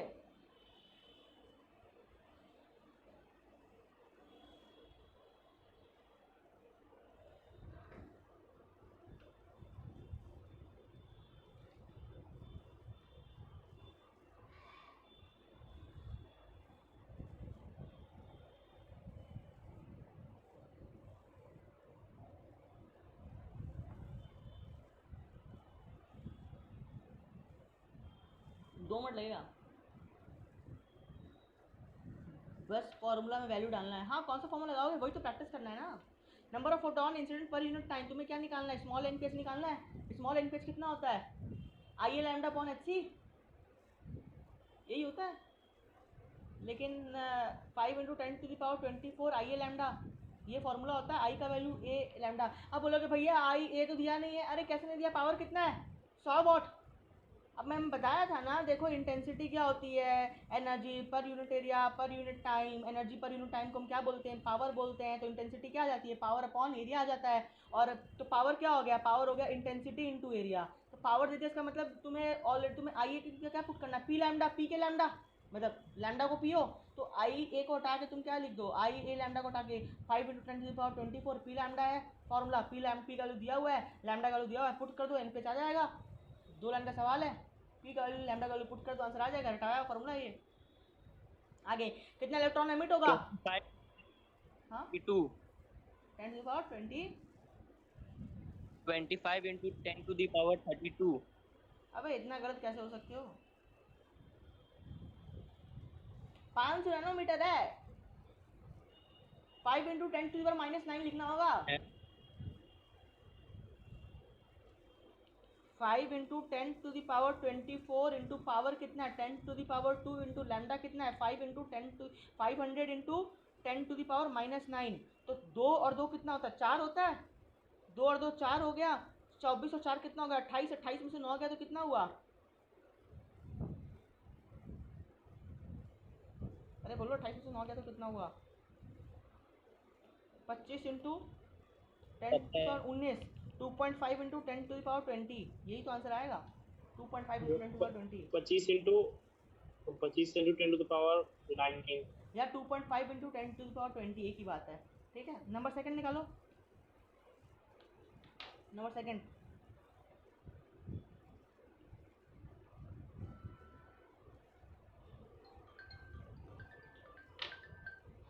हाँ बोलो। अब क्या मालूम, अब बाबू हम मैक्सिमम चांस तुम लोग को दे दिए हैं। अब तुम पहला क्लास हम आज वापस से स्टार्ट किए थे, तुम वापस से आज नहीं आया, लेट हुआ है।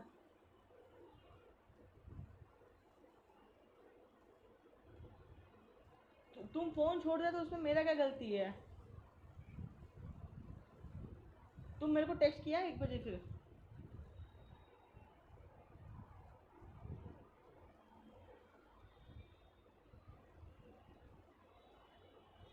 हम तुमको दे दिया, लेकिन अब समझ में तुम्हें आए ना आए उसमें हम कुछ नहीं कर सकते आगे। हम वापस स्टार्ट कर चुके हैं हम।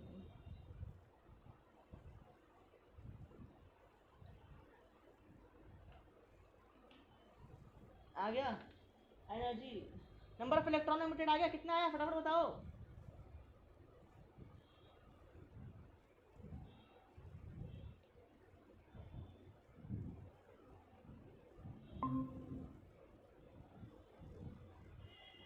कौन है ये? हर्ष उपाध्याय।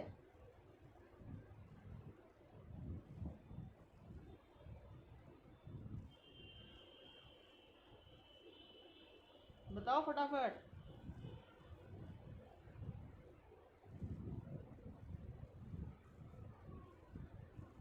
अरे आंसर नहीं आया क्या अभी तक?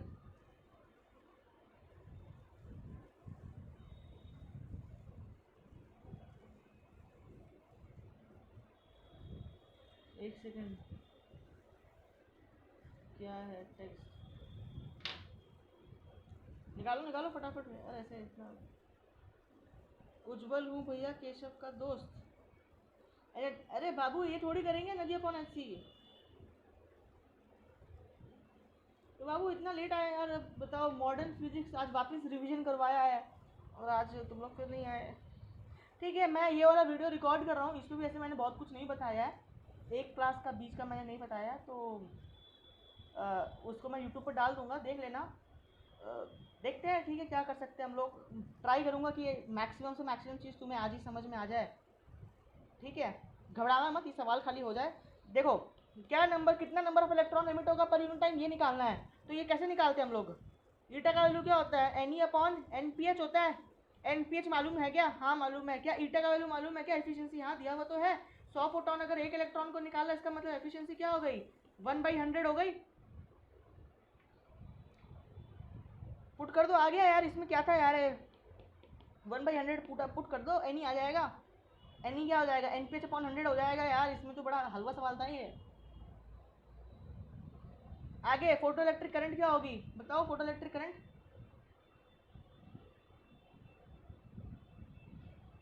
फोटो इलेक्ट्रिक करंट क्या होगी? फोटो इलेक्ट्रिक करंट होगी 5 इंटू 10⁻24 पी लैम्डा इंटू क्या होगी?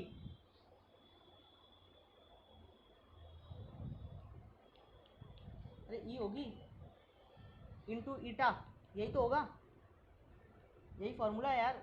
ऐसे मत कर, देख यहाँ लिखा है मैंने फॉर्मूला, नहीं आता तो देख ले। फोटो इलेक्ट्रिक करंट,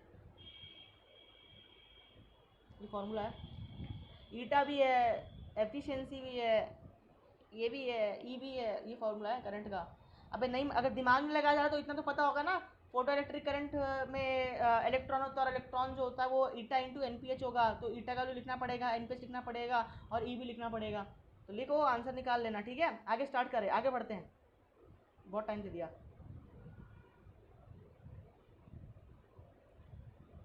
ओके, देख भाई, ये सवाल है, इस नेक्स्ट सवाल लिख। नेक्स्ट सवाल लिखना नहीं है, खाली बोर्ड पे देख ले। अभी पहले सवाल ख़त्म हो जाए पहले, समझ में आएगा अभी कुछ देर में। देख, इस सवाल में बोलता है λ1 जो है वो 400 नैनोमीटर है, P1 200 वाट है, NPH दिया हुआ है। मतलब क्या है इसका, वो ये कहता है कि एक बल्ब है जो 200 वाट का बल्ब है, 200 वाट का बल्ब जो है उसमें जो वेवलेंथ है वो 400 नैनोमीटर की वेवलेंथ, मतलब लगभग ब्लू लाइट समझ लें, यानी ब्लू कलर की बल्ब है, 200 वाट उसकी पावर है, उसमें से पर सेकंड 2 × 10⁻20 फोटोन निकल रहे हैं, ठीक है।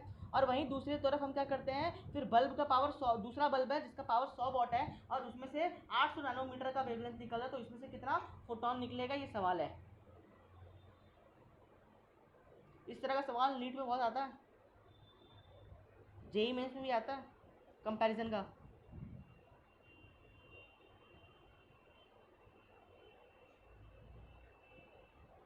देख ले कैसे निकालोगे। नंबर ऑफ फोटोन जो होते हैं मैंने बताया क्या होता है फॉर्मूला, आई ए लैम्डा जी, यही होता है, या इसका लिख सकते हैं P lambda upon H C, यही फॉर्मूला होता है नंबर ऑफ फोटोन का। तो यानी नंबर ऑफ फोटोन जो होता है पर यूनिट टाइम वो किसके प्रोपोर्शनल है, पी इंटू लैम्डा, यानी पावर और वेवलेंथ के प्रोपोर्शनल है। अरे विश्वास नहीं होता क्या तुझे, एक काम कर, चल देख तेरे सामने मान ले बल्ब है, बल्ब है कितना है 100 वाट है, 100 वाट क्या हो गई, पावर हो गई ना। तेरे सामने बल्ब है, देखना तेरे सामने, देखिए मेरे सामने बल्ब, तुझे बल्ब दिख रहा है, ये मान ले 100 वाट की है, ठीक है, कितने वाट की है ये, 100 वाट की है। तो ये क्या होता है, व्हाट इज दिस पावर, तुझे पता है, मैंने बार बार बताया इंटेंसिटी क्या होती है, पावर अपॉन एरिया होता है कि नहीं होता है इंटेंसिटी। तो अगर मान ले इसकी एरिया अगर मैं 1 ले लूँ तो जितनी पावर होगी उतनी इंटेंसिटी होगी, एक तरीके से देखा जाए तो इंटेंसिटी मतलब मैंने बार बार बताया इंटेंसिटी को ब्राइटनेस से समझना, इंटेंसिटी को किसे समझना, ब्राइटनेस से समझना, ठीक है। तो अगर मान ले ये जो तेरे सामने बल्ब तुझे दिख रहा है, अगर इसकी एक इंटेंसिटी है, इसकी एक ब्राइटनेस है, अगर मैं उस ब्राइटनेस को कम कर दे रहा हूँ, देख कम कर दिया, अब देख ब्राइटनेस को बढ़ा दे रहा हूँ, देख ब्राइटनेस को बढ़ा दिया, इंटेंसिटी समझ में आ रहा है, इंटेंसिटी देख वापस कम करूँगा, वापस ब्राइटनेस क्या हो गई, कम कर दी मैंने। तो देख ऐसे ही है, ठीक है। तो जितनी ज़्यादा ब्राइटनेस, इसका मतलब क्या हो रहा है, उस सोर्स में से उतना ज़्यादा फोटोन निकल रहा है। तो जितना फोटोन निकल रहा है वो किसके प्रोपोर्शनल होता है, उस बल्ब का क्या ब्राइटनेस है या उस बल्ब का क्या इंटेंसिटी है। अगर बल्ब की पावर अगर 100 वाट है तो इसमें से पर सेकंड कुछ फोटॉन्स निकल रहे होंगे, अगर बल्ब की पावर मैं दुगुना कर दूं तो नंबर ऑफ फोटॉन्स भी क्या हो जाएंगे, दुगुना निकलेंगे। समझ रहा है कि नहीं समझ रहा है। और नंबर ऑफ फोटॉन्स वेवलेंथ के भी प्रोपोर्शनल होता है, ये भी मैंने क्लास में बताया है चीज़, कैसे नंबर ऑफ फोटॉन्स वेवलेंथ के प्रोपोर्शनल होता है, खैर छोड़ो। तो number of photon P lambda के प्रोपोर्शनल है। अभी देख क्वेश्चन में देख क्या है, पावर 200 है, लैम्डा 400 है। अभी क्या किया, पावर को क्या कर दिया, आधा कर दिया, और वेवलेंथ को देख क्या कर दिया, डबल कर दिया, दोनों का मल्टीप्लीकेशन तो कांस्टेंट ही रहा, तो एनपीएच भी तो क्या कांस्टेंट ही रहेगा, यानी 2 × 10⁻20 फोटॉन पर सेकंड ही रहेगा, ठीक है। तो एनपीएच क्या आएगा, एनपीएच 2/1, एन वही फॉर्मूला लिखो, एनपीएच इज प्रोपोर्शनल टू क्या होता है, NPH is proportional to P lambda, तो NPH from one bulb divided by NPH from second bulb is equals to P1 lambda 1 divided by P2 lambda 2। famous type of question asked in the NEET examination, put करेगा answer आ जाएगा, ठीक है। ये question AIEEE का था जो मैंने कराया था, इसमें मैंने बहुत टाइम दिया था, अब तो वो मैं करूँगा नहीं। एक काम करना, इस क्वेश्चन को जो तुमको PDF सप्लाई किया है वो PDF तुम अपने स्कूल में पूछ लेना, ठीक है। ये क्वेश्चन अभी नहीं कराऊंगा, टाइम नहीं है इतना, नहीं तो रिवीजन नहीं हो पाएगा, ठीक है।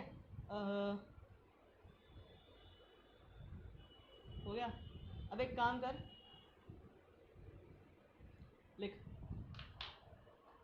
Next topic, force applied on surface, force applied on surface.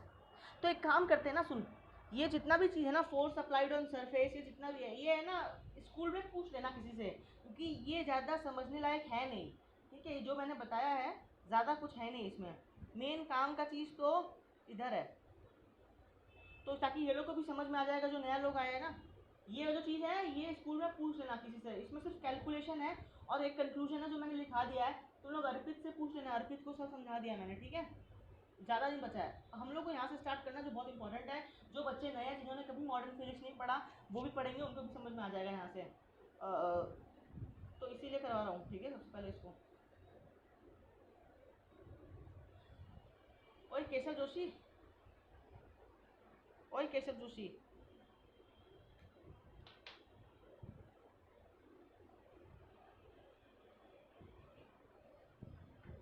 अरे ये क्या हुआ, ये भाग गया।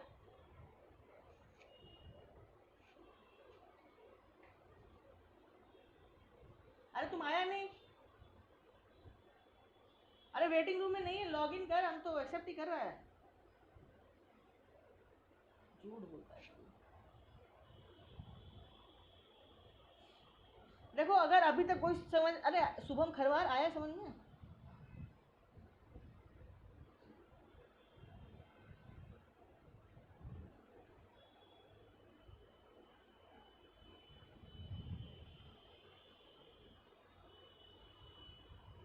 हर्ष उपाध्याय, ओ हर्ष उपाध्याय, उज्जवल सॉरी,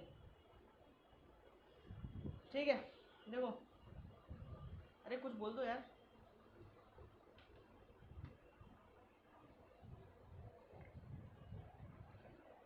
खरवार जी, सार्थक जी,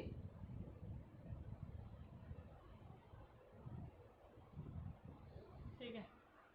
खरवार जी सो गए क्या आप? हाँ भैया, अच्छा जगा हुआ है, चलो ठीक है। चलो ये मॉडर्न फिजिक्स का एक ये कह सकते हो कि आज का जो अब मैं बता रहा हूँ ना, ये बहुत बहुत बहुत इम्पोर्टेंट है। इससे पहले जो भी मैंने फोटोन की प्रॉपर्टी बताई, जितना कराया, ठीक है, उससे क्वेश्चन बहुत कम आएगा। इधर से जो चीज़ स्टार्ट हो रहा है, जैसे आज का क्लास और जो मैं कल स्कूल में पढ़ाऊँगा, ये 2 क्लास मेन है। फोटो इलेक्ट्रिक इफेक्ट, कल फोटो इलेक्ट्रिक इफेक्ट खत्म हो जाएगा। वैसे 2 क्लास सबसे ज़्यादा क्वेश्चन इसी से बनता है, ठीक है। फोटो इलेक्ट्रिक इफेक्ट जिस बच्चे को नहीं मालूम, मैं वापस एक बार बता देता हूँ खाली चीज़ की। देखो फोटो इलेक्ट्रिक इफेक्ट मतलब क्या होता है, हम फोटोन को गिराते हैं किस पे, मेटल के सरफेस पे।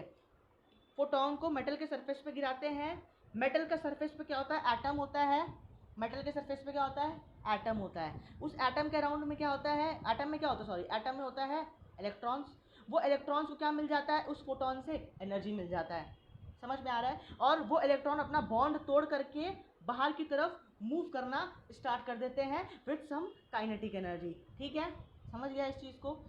ये जो एनर्जी इसने खाया बॉन्ड तोड़वाने में, वो डिपेंड करता है मटेरियल कौन सा है। अगर मटेरियल इजी इलेक्ट्रॉन को छोड़ देता है तो बहुत कम एनर्जी खाएगा और मैक्सिमम सारा एनर्जी काइनेटिक एनर्जी के फॉर्म में लेके उड़ जाएगा ये, ठीक है। क्या क्या अरे बोल, क्या बोल रहा है?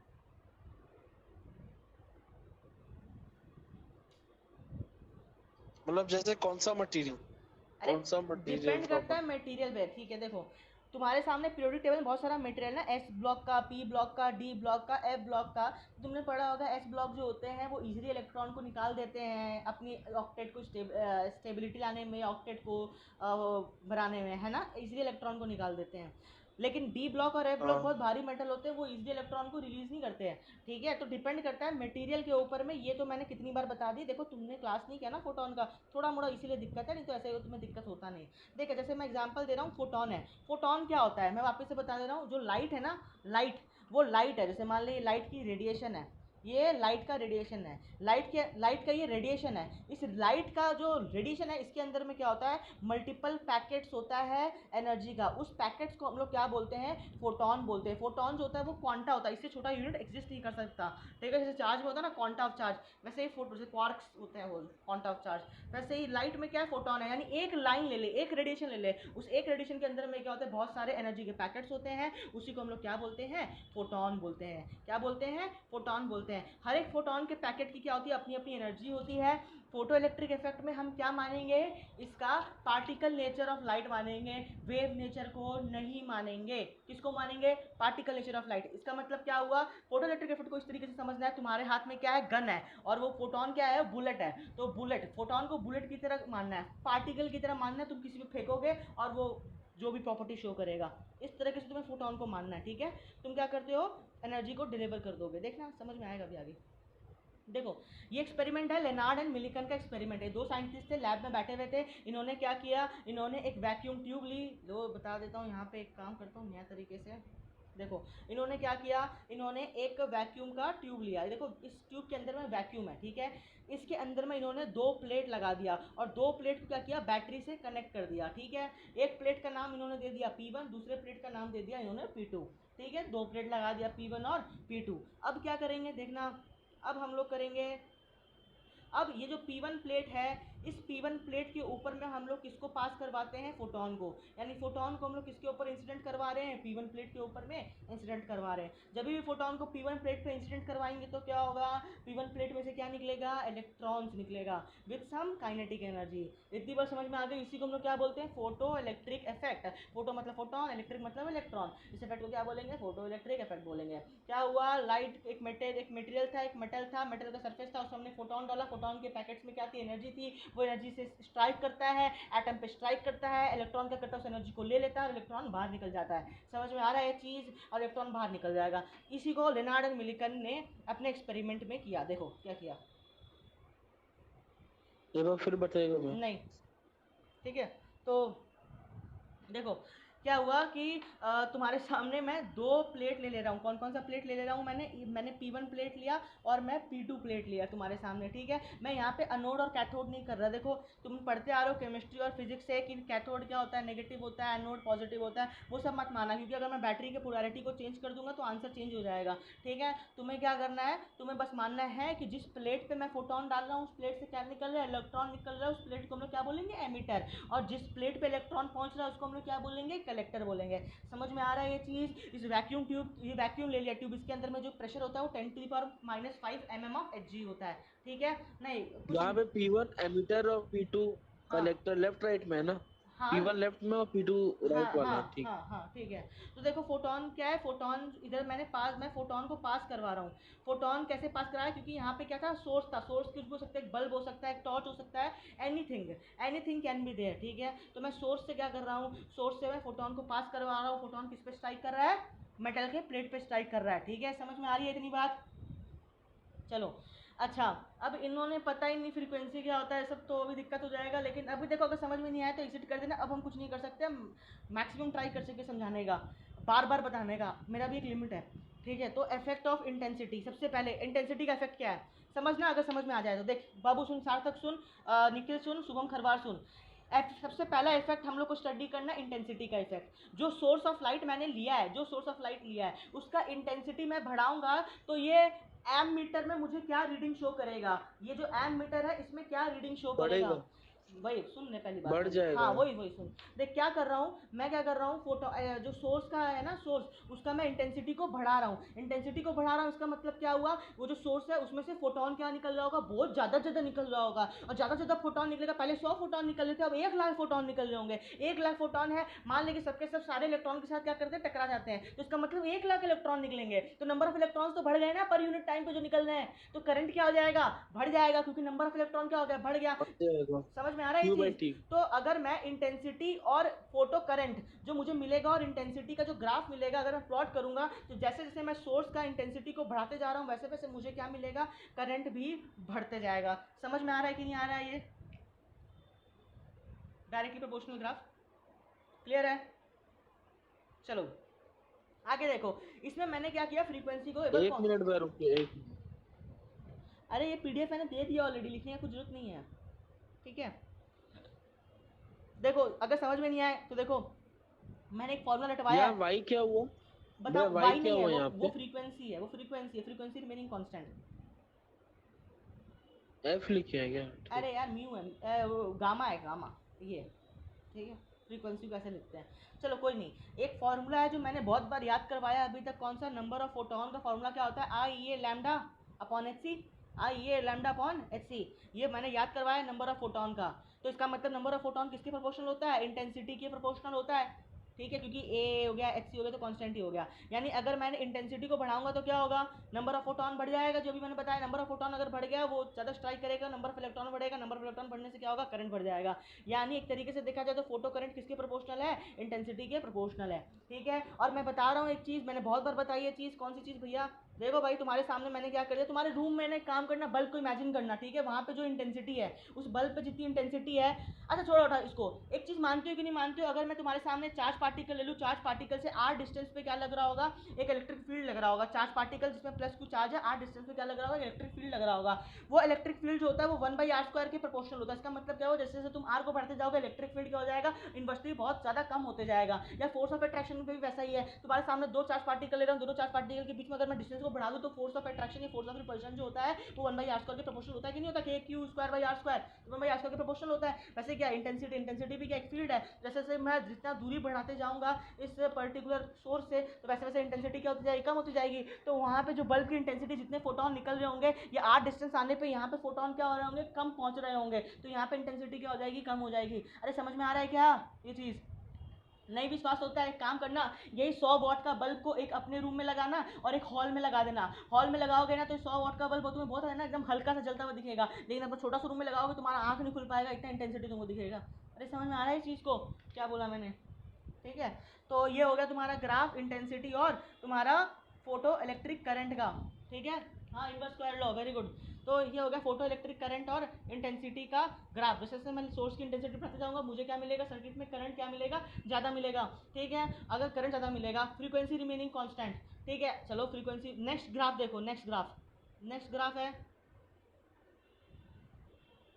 Effect of frequency. Next graph मुझे देखना है फ्रीक्वेंसी का क्या इफेक्ट पड़ेगा। अभी देख ये चीज़ देख, वापस इस डायग्राम को देख, तू क्या कर रहा है, ये जो सोर्स है लाइट का ना, इस लाइट के सोर्स का तूने क्या किया, फ्रीक्वेंसी बढ़ाया। इसका मतलब क्या हुआ, विबग्योर जानता है, विबग्योर VIBGYOR। तो वायलेट कौन सी रेडिएशन है, हाई फ्रीक्वेंसी की। जैसे वी से आर की तरफ जाएंगे क्या होगा, वी से आर की तरफ जाने पे लैम्डा क्या होता जाएगा, बढ़ते जाएगा और फ्रीक्वेंसी क्या हो जाएगा, कम हो जाएगा। यानी रेड लाइट की फ्रीक्वेंसी कम होती है और वेवलेंथ क्या होती है, बहुत ज़्यादा होती है।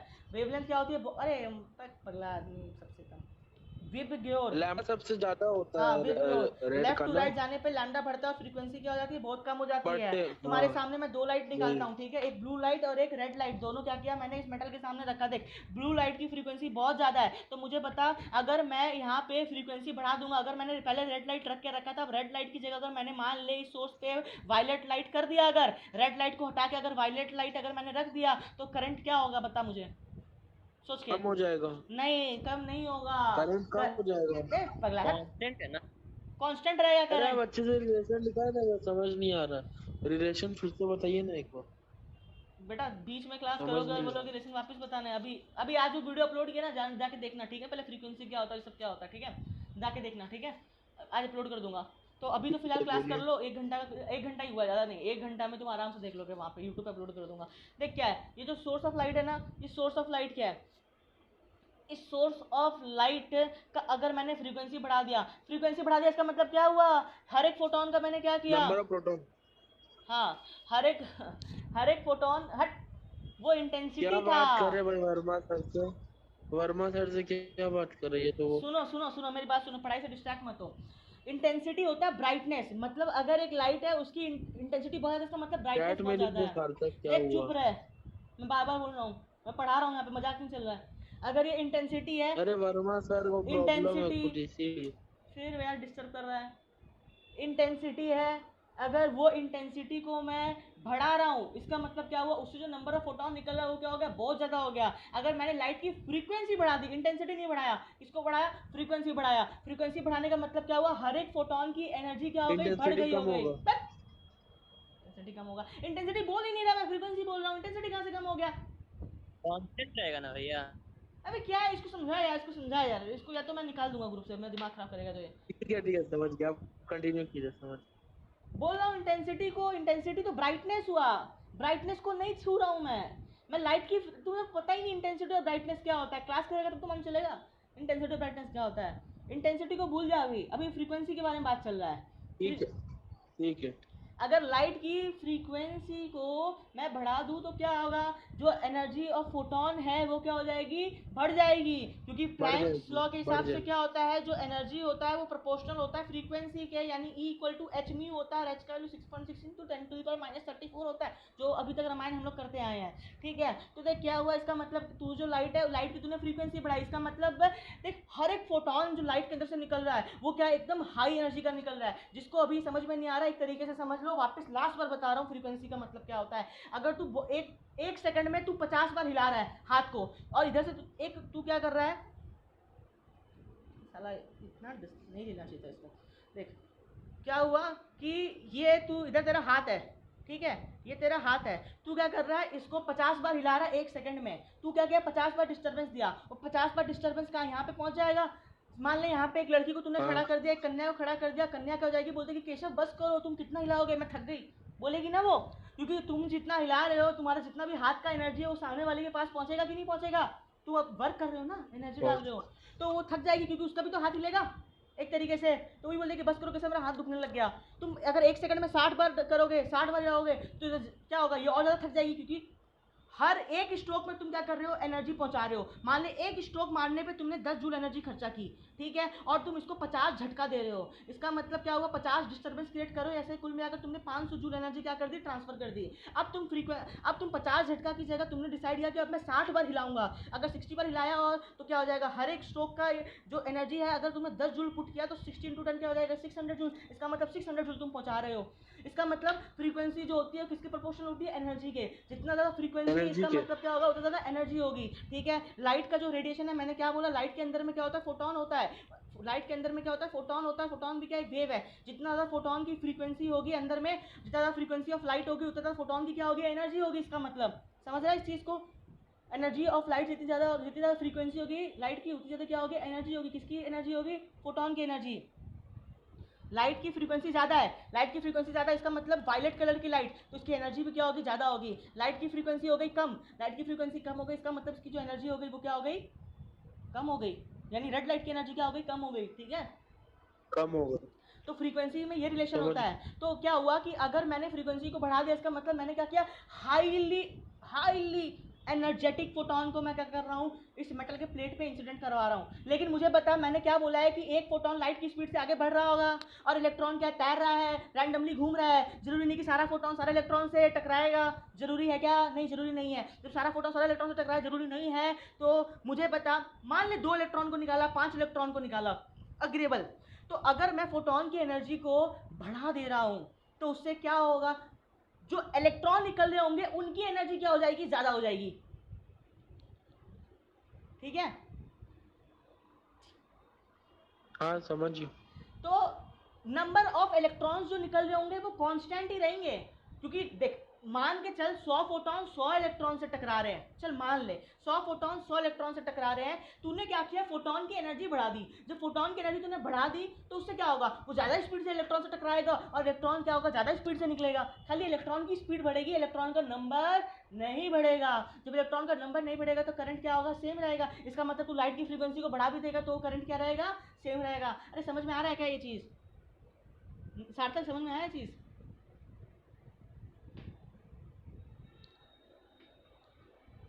हाँ भी आ गया। तो देख क्या हुआ, करंट और फ्रीक्वेंसी का क्या ग्राफ बना। तू क्या कर रहा है, एक फ्रीक्वेंसी को बढ़ाते जा रहा है लेकिन करंट क्या कांस्टेंट है। एक, अच्छा इधर म्यू नॉट लिखा है, म्यू नॉट मतलब क्या हुआ, threshold frequency, minimum frequency required to remove the electron, उसको क्या बोलेंगे, थ्रेशोल्ड फ्रीक्वेंसी बोलेंगे। थ्रेशोल्ड मतलब क्या हुआ, जिसको नहीं मालूम, जो क्लास नहीं की, अब मैं क्या बोलूँ। थ्रेशोल्ड मतलब क्या होता है, देख ये मेटल का सरफेस है, सार्थक लिखा, उसको समझ नहीं आया चैट में। ये मेटल का सरफेस ले लिया, ठीक है। मेटल के सरफेस पे क्या चाहिए, मिनिमम फ्रीक्वेंसी चाहिए लाइट का, ठीक है। उसको क्या बोलेंगे, म्यू नॉट बोलेंगे। समझ में आ रहा है चीज़, मैं मिनिमम फ्रीक्वेंसी ताकि वो इलेक्ट्रॉन को निकले, क्योंकि मिनिमम एनर्जी चाहिए ना। क्योंकि हर एक ठीक है। मेटल बोलता है कि मुझे चाहिए, देख मान ले एक मेटल है, वो देख बार बार समझाना पड़ रहा है 2 लोग की वजह से बस मेरे को। देख मेटल है, वो कन्या है, वो बोलती है मुझे 10 लाख रुपया दोगे तभी मैं तुम्हारे साथ भागूंगी, 10 लाख रुपया नहीं दोगे तो मैं तुम्हारे साथ नहीं भागूंगी। ये देख, ये मेटल है, हम्म। ये बोलती है मुझे 10 लाख रुपया चाहिए। तो फोटोन बोलता है अरे यार मेरे पास तो जो पैकेट है उसके पास सिर्फ 4 लाख रुपया है, लेके भागोगे क्या। बोलते हैं ना ना ना, बोलते कोई ना, एक काम करो 4 लाख मेरे से ले लो, मेरे पीछे 2 और लड़के हैं उनसे भी 4-4 लाख ले लेना। बोलते नहीं, मैं तो सिर्फ एक से टकराऊंगी, 1-1 इंट्रैक्शन होता है, मैं 2 या 3 से नहीं टकराती, ठीक है। तो इलेक्ट्रॉन बोलती है कि मुझे निकलने के लिए 10 लाख चाहिए, लेकिन फोटोन बोलता है मुझे पास 4 लाख एनर्जी है। लेकिन फोटोन मतलब क्या है, फोटोन के पास क्या होना चाहिए, एक सर्टेन अमाउंट ऑफ एनर्जी होनी चाहिए, जो सर्टेन अमाउंट ऑफ एनर्जी यानी सर्टेन अमाउंट ऑफ फ्रीक्वेंसी होनी चाहिए। उसके ऊपर जाने पे ही क्या होगा, इलेक्ट्रॉन निकलेगा अपने वर्क फंक्शन के बैरियर को तोड़ करके। समझ में आ गया क्या ये चीज़, तो इसको उसको थ्रेशोल्ड फ्रीक्वेंसी बोलते हैं। हाँ थ्रेशोल्ड फ्रीक्वेंसी बोलते हैं। तो थ्रेशोल्ड फ्रीक्वेंसी से पहले करेंगे तो क्या मुझे करंट मिलेगा क्या, नहीं करंट तो नहीं मिलेगा। लेकिन थ्रेशोल्ड फ्रीक्वेंसी को जैसे जैसे बढ़ाते जाएंगे वैसे वैसे करंट बढ़ेगा नहीं, करंट क्या रहेगा, कांस्टेंट रहेगा। समझ में आ रहा है क्या चीज़? तो एक बार फिर नहीं बोलिएगा। नहीं नहीं एक बार फिर नहीं नहीं बोलिएगा, नहीं मतलब नहीं नहीं, तुम एग्जिट आपका हो वो जाओ। एक फोटोन को एस्केप करने, तो हम वही तो पूछ रहा है। Threshold frequency, minimum frequency required to escape a surface.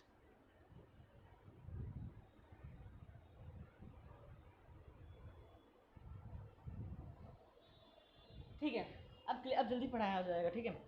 तो बाकी लोग देखिए,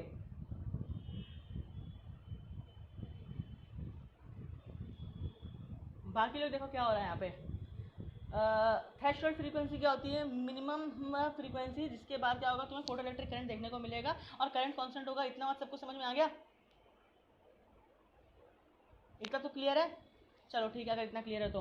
अच्छा, इसमें ना एक और चीज़ आता है, इसमें एक और चीज़ ये आता है कि जब भी फोटो इलेक्ट्रिक इफेक्ट हो रहा है, देख ये जब भी फोटो इलेक्ट्रिक इफेक्ट हो रहा है, रुक यहाँ पे बनाता हूँ।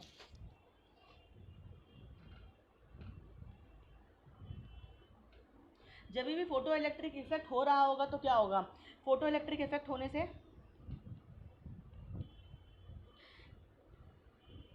इलेक्ट्रॉन के पास क्या होगा? काइनेटिक एनर्जी होगा। बोल हाँ है ना? पूरा मोमेंटम बिगाड़ दिया वो लड़का।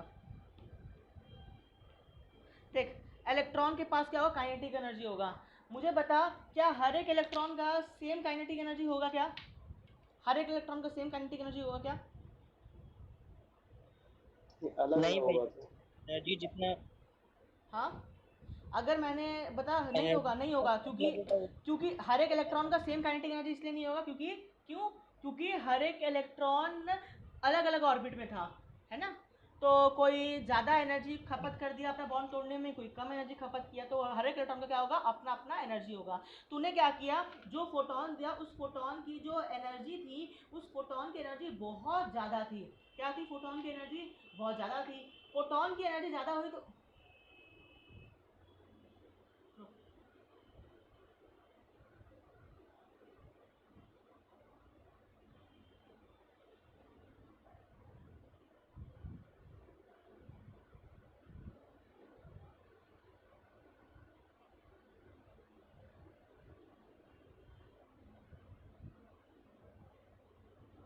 पूरा मोमेंटम बिगाड़ दिया लड़का।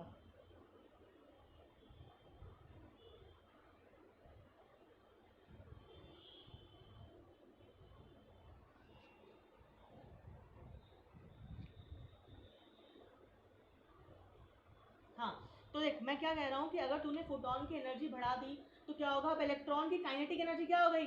बढ़ गई ना?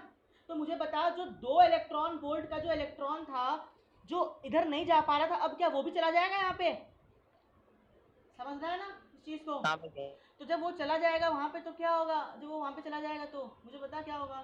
जब वो इलेक्ट्रॉन वहाँ पहुँच जाएगा तो नम इधर क्या करंट की वैल्यू क्या करंट होगी? का थोड़ी सी बढ़ जाएगी, थोड़ी सी, ज़्यादा नहीं बढ़ेगी, बहुत हल्की सी बढ़ेगी। समझ में आ रहा है ये चीज़? हाँ भैया समझ गया। हाँ, एक और चीज, इधर के मैंने क्या किया, मैंने बोला यहाँ पे पॉजिटिव मान लो, मैंने बोला ना पॉजिटिव मानने से यहाँ पे क्या होगा? पॉजिटिव टर्मिनल जनरेट होगा, यहाँ पे क्या होगा? नेगेटिव टर्मिनल जनरेट हो गया। तो जो भी इलेक्ट्रॉन निकलेगा वो कहाँ की तरफ अट्रैक्ट हो जाएगा? पॉजिटिव की तरफ अट्रैक्ट हो जाएगा। और तू क्या कर रहा है? इसकी फ्रीक्वेंसी बढ़ा रहा है, बढ़ा रहा है, बढ़ा रहा है, तो एक क्या होगा? थोड़ा सा करंट बढ़ेगा, बट वो उतना भी नहीं बढ़ेगा, ठीक है? तो मैं वही कह रहा तुझे, और कुछ नहीं कह रहा था मैं। तो ये देख, यहाँ लिखा, यही सेम चीज लिखा है, ठीक है? देख,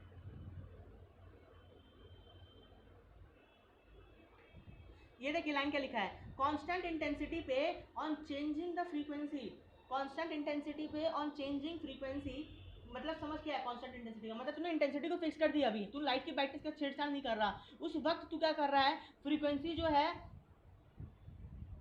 frequency, number of photon per unit remains same. जो फोटॉन्स इंसिडेंट हो रहे होंगे वो तो सेम है। तूने क्या की? खाली फ्रीक्वेंसी बढ़ाई ना फोटॉन की एनर्जी बढ़ाई, नंबर तो सेम ही है, लेकिन देख एनर्जी ऑफ फोटॉन क्या हो जाएगी? बढ़ जाएगी। इसलिए क्या होगा? Number of electron remains almost same. जो एमिट होंगे इलेक्ट्रॉन्स वो ऑलमोस्ट सेम होंगे, that is why photo electric current भी क्या होगा? वो ऑलमोस्ट सेम होगा। समझ रहा है? क्योंकि देख तू क्या कर रहा है? फोटॉन की एनर्जी बढ़ा रहा है। सुन मेरी बात को, तू क्या कर रहा है? फोटॉन की एनर्जी को बढ़ा रहा है, ठीक है? तो मान ले पहले जो फोटॉन की एनर्जी थी वो n बराबर 1 वाले शेल को नहीं निकाल पा रही थी, इलेक्ट्रॉन को, लेकिन अब तूने क्या किया? फोटॉन की एनर्जी को बढ़ा दिया, तो अब क्या होगा? n बराबर 1 वाला शेल भी क्या हो जाएगा? निकल जाएगा। लेकिन वो तो बहुत कम होंगे ना, n बराबर 1 n बराबर 2 वाले, तो वो तो बहुत कम होंगे, इलेक्ट्रॉन्स निकलेंगे। समझ रही मेरी बात को, क्या बोल रहा हूँ मैं? तो इसीलिए क्या हो गया? Number of electron, emitted electron बढ़ गया, ठीक है? यही मैंने यहाँ पे लिखा है आगे। अच्छा, अब मैं वेवलेंथ का ग्राफ बना रहा हूँ। देख, इंटेंसिटी ऑफ फोटोन और वेवलेंथ का अगर मैं तेरे सामने ग्राफ बनाऊँ, इंटेंसिटी बोलता हूँ, फोटो इलेक्ट्रिक करंट और वेवलेंथ का ग्राफ बनाऊँ, तो एक पर्टिकुलर वेवलेंथ होगी लैम्डा नॉट, जिसके बाहर में क्या होगा, फोटो इलेक्ट्रिक इफेक्ट नहीं होगा, जिसके बियॉन्ड, यानी फोटो इलेक्ट्रिक इफेक्ट उससे पहले ही होगा। समझ रहा है? यानी लैम्डा नॉट से पहले तुझे क्या मिलेगा, वाई एक्सिस पे कुछ करंट मिलेगा, और वो इस तरीके से होगा, क्योंकि जैसे जैसे तू लैम्डा को कम कर रहा है, फ्रीक्वेंसी मतलब क्या हो रही है, बढ़ रही है, फ्रीक्वेंसी बढ़ रही है, लेकिन करंट तो क्या होगा, एज इट इज रहेगा। समझ रहा है इस चीज़ को? हाँ, कौन? हाँ भैया समझ। हेलो,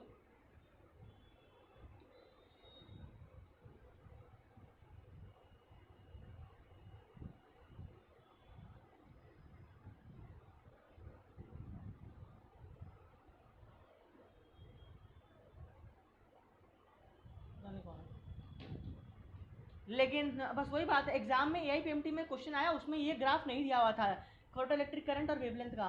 वहाँ पे ना एक ग्राफ था, लेकिन तेरा आंसर ये वाला गया था। देखिए ये वाला क्यों गया, क्योंकि देख जैसे जैसे तू क्या कर रहा है, लैम्डा नॉट को कम कर रहा है, वैसे वैसे तुझे करंट क्या थी, कांस्टेंट थी, करंट कांस्टेंट मिलना चाहिए, लेकिन जब उसमें ऑप्शन ही नहीं था 4 ऑप्शन में से, तो जैसे तो तू लैम्डा नॉट को कम कर रहा है, इसका मतलब तू क्या कर रहा है, फ्रीक्वेंसी को बढ़ा रहा है, और फ्रीक्वेंसी बढ़ा तो क्या हुआ, धीरे धीरे करंट भी तो बढ़ रहा है, तो इसीलिए ये वाला ग्राफ गया था। समझ रहे हैं आंसर? एक तरीके से और समझ ले, अगर ये समझ में नहीं आता है तो, एक सर्टेन वेवलेंथ पे क्या थी, कुछ करंट थी, और तू क्या कर रहा है, वेवलेंथ को बढ़ा रहा है, तो क्या हो जाएगा, करंट कम होती जाएगी। ये ऐसे भी समझ सकता है, ठीक है? ये ग्राफ था फ्रीक्वेंसी और इसका। आगे एक और चीज़ अब हम लोग पढ़ते हैं, effect of potential. Effect of potential मतलब क्या है, देख इफेक्ट ऑफ पोटेंशियल को अगर पढ़ना है, देख मैंने क्या कर रहा है, यहाँ पे मैंने सामने एक बैटरी लगा दी, ठीक है, बैटरी, अभी कोई बैटरी नहीं है यहाँ पे, जो बैटरी लगी हुई थी अभी वो बैटरी नहीं है, मतलब क्या है, सर्किट कुछ इस तरीके से है, सर्किट जो है वो कुछ इस तरीके से है। मुझे बता, अगर मैंने बैटरी नहीं लगाई और मैंने इस प्लेट पे फोटोन को गिरा दिया, प्लेट पे फोटोन को गिराने से क्या होगा, प्लेट पे फोटोन को गिराने से इससे क्या निकलेगा, इलेक्ट्रॉन निकलेगा, और वो इलेक्ट्रॉन कहाँ जाएगा, इधर चला जाएगा, तो मतलब इलेक्ट्रॉन बहेगा, तो सर्किट में क्या बहेगा, एक करंट बहेगा। बहेगा कि नहीं बहेगा करंट? हाँ भैया भैया। ठीक है, मतलब देख जीरो वोल्टेज में भी मुझे क्या मिल रहा है, करंट मिल रहा है, जीरो वोल्ट में भी क्या मिल रहा है, करंट मिल रहा है। ये क्या है, नॉन ओमिक डिवाइस है, पढ़ेंगे हम लोग आगे नॉन ओमिक डिवाइस, ये नॉन ओमिक डिवाइस है, ठीक है, ओम्स लॉ को फॉलो नहीं करता ये, क्योंकि जीरो वोल्टेज में तुझे क्या मिल रहा है, करंट मिल रहा है। अच्छा, जीरो वोल्टेज में करंट क्यों मिल रहा है, बिकॉज क्या लिख के रखा है, एक second, no flow after some time लिखा है। अच्छा नहीं नहीं ऐसे नहीं है, देख मैं क्या कर रहा हूँ, मैं ये कह रहा हूँ कि यहाँ पे मैंने फोटोन गिराया, फोटोन गिराया तो इससे क्या निकलेगा, इलेक्ट्रॉन, इलेक्ट्रॉन दूसरे प्लेट पे चला जाएगा, जब इलेक्ट्रॉन दूसरे प्लेट पे चला जाएगा इसका मतलब क्या हुआ, करंट बह रहा होगा उसकी अपोजिट डायरेक्शन में, जब करंट बह रहा होगा तो मतलब जीरो वोल्टेज में तुझे करंट मिल रहा है, ठीक है, इसका मतलब जीरो वोल्टेज पे करंट तुझे क्यों मिल रहा है, क्योंकि इलेक्ट्रॉन के पास क्या है, एक सेल्फ काइनेटिक एनर्जी है, वो सेल्फ काइनेटिक एनर्जी उसको कहाँ से मिली, फोटोन से मिली। समझ में आ रहा है ये चीज़, ये लाइन? अच्छा मुझे बता, अगर मैं धीरे धीरे ये जो पॉजिटिव वोल्टेज है इसको बढ़ाते जाऊंगा, तो ये वाला जो टर्मिनल है यहाँ पे पॉजिटिविटी बढ़ते जाएगा, और वो इलेक्ट्रॉन को क्या करेगा, एक्सेप्ट करेगा कि नहीं करेगा, करेगा ना? हाँ भैया। तो अब मुझे बता, इधर जो इलेक्ट्रॉन निकले थे इजेक्शन प्लेट से, ये जो एमिटर प्लेट से जो इलेक्ट्रॉन निकले थे बहुत सारे, मान ले 100 इलेक्ट्रॉन एमिट हुए, 100 इलेक्ट्रॉन में 90 इलेक्ट्रॉन जो था वो लो एनर्जी का था, और 10 इलेक्ट्रॉन जो थे वो बहुत हाई एनर्जी के थे। तो 10 तो पहुंच जा रहे थे, लेकिन 90 जो है वो बहुत धीरे पहुंच रहे थे, या कभी नहीं भी पहुंच रहे थे, क्योंकि सबकी एनर्जी अपनी अपनी थी, ठीक है। तो क्या होगा, जैसे जैसे मैं बैटरी का वोल्टेज बढ़ाते जाऊंगा, वैसे वैसे क्या होगा, ये सब जितने भी लो एनर्जी के इलेक्ट्रॉन थे वो भी किस में बदल जाएंगे, हाई एनर्जी के बन जाएंगे, क्योंकि उनमें क्या लग रहा है, अट्रैक्शन लग रहा है। समझ में आ रहा है क्या ये चीज़? तो वो भी अब यहाँ पे पहुँचने लगेंगे, तो मुझे पता करंट क्या हो जाएगा, करंट बढ़ेगा कि नहीं बढ़ेगा, करंट बढ़ेगा। हाँ भैया लेकिन अब एक बढ़ेगा। एक ऐसा वोल्टेज आएगा जिसके उसको, एक ऐसा वोल्टेज भी आएगा, उसके बाद अगर तू बढ़ाएगा तो करंट क्या हो जाएगा, सेम ही रहेगा। क्यों रहेगा, क्योंकि जितने भी इलेक्ट्रॉन यहाँ पे थे 100 के 100 पहुँच रहे हैं एक ऐसे वोल्टेज पे, समझ रहा है, उससे ज़्यादा थोड़ी पहुँचेंगे, ऐसा थोड़ी कि 500 पहुँच जाएंगे, जान सो टाने का तो नहीं, जाहिर सी बात है। तो इसका मतलब अगर मैं ग्राफ बनाऊंगा पोटेंशियल का और करंट का, तो देख पोटेंशियल और करंट का ग्राफ जो बना वो किस तरीके से बना, पोटेंशियल और करंट का ग्राफ कैसे बना, जीरो पोटेंशियल पे भी, जीरो पोटेंशियल पे क्या फोटो इलेक्ट्रिक करंट था, हाँ था, और जैसे जैसे पोटेंशियल को बढ़ते जाएंगे करंट बढ़ेगा बढ़ेगा, एक ऐसा टाइम आएगा जब करंट क्या हो जाएगा, कांस्टेंट हो जाएगा। समझ में आ रहा है क्या ये चीज़? और इसको हम लोग क्या बोलेंगे, सैचुरेशन करंट बोलेंगे, क्या बोलेंगे इसको, सैचुरेशन, सैचुरेट हो गया, इससे ज़्यादा करंट नहीं बढ़ेगा, क्या बोलेंगे इसको, सैचुरेशन करंट। क्लियर है ये चीज़, मैक्सिमम करंट। चल अगर क्लियर है तो मुझे बता कि पोटेंशियल को बढ़ाने पे, बैटरी का जो पोटेंशियल है, बैटरी का पोटेंशियल को बढ़ाने पे मुझे बैटरी का पोटेंशियल को बढ़ाने पे मुझे करंट बढ़ रहा है। ये क्या बताता है? ये बताता है कि हर एक इलेक्ट्रॉन का काइनेटिक एनर्जी क्या है, अलग अलग है, क्योंकि तभी तो क्या है, पोटेंशियल बढ़ाने पे करंट बढ़ रहा है। अगर इलेक्ट्रॉन की काइनेटिक एनर्जी सेम होती तो क्या होता, पोटेंशियल तो बढ़ा भी देता तो सबके सब ऑलरेडी जो पहले रीच कर रहे हैं वही बाद में भी रीच कर रहे होते, तो करंट क्या होता, बढ़ता नहीं बढ़ता। समझ रहा है इस चीज को? तो पोटेंशियल बढ़ाने से क्या हो रहा है, इलेक्ट्रॉन्स की क्योंकि अलग अलग काइनेटिक एनर्जी है इसीलिए करंट भी क्या हो रही, बढ़ रही है। अगर सारे इलेक्ट्रॉन्स जो 100 थे उसमें 100 के 100 एकदम हाई एनर्जी के होते तो क्या होता, 100 के 100 जीरो वोल्ट पे भी क्या हो रहे होते, रीच कर रहे होते कि नहीं कर रहे होते, जीरो वोल्ट पे भी रीच कर रहे होते, तो करंट तो क्या कांस्टेंट ही रहती। लेकिन करंट हमने क्या बोला, बढ़ रहा है, करंट बढ़ रहा है भाई, पोटेंशियल बढ़ाने पे करंट बढ़ रहा है। क्यों बढ़ रहा है, क्योंकि इलेक्ट्रॉन की काइनेटिक एनर्जी क्या है, अलग अलग है। समझ रहा है?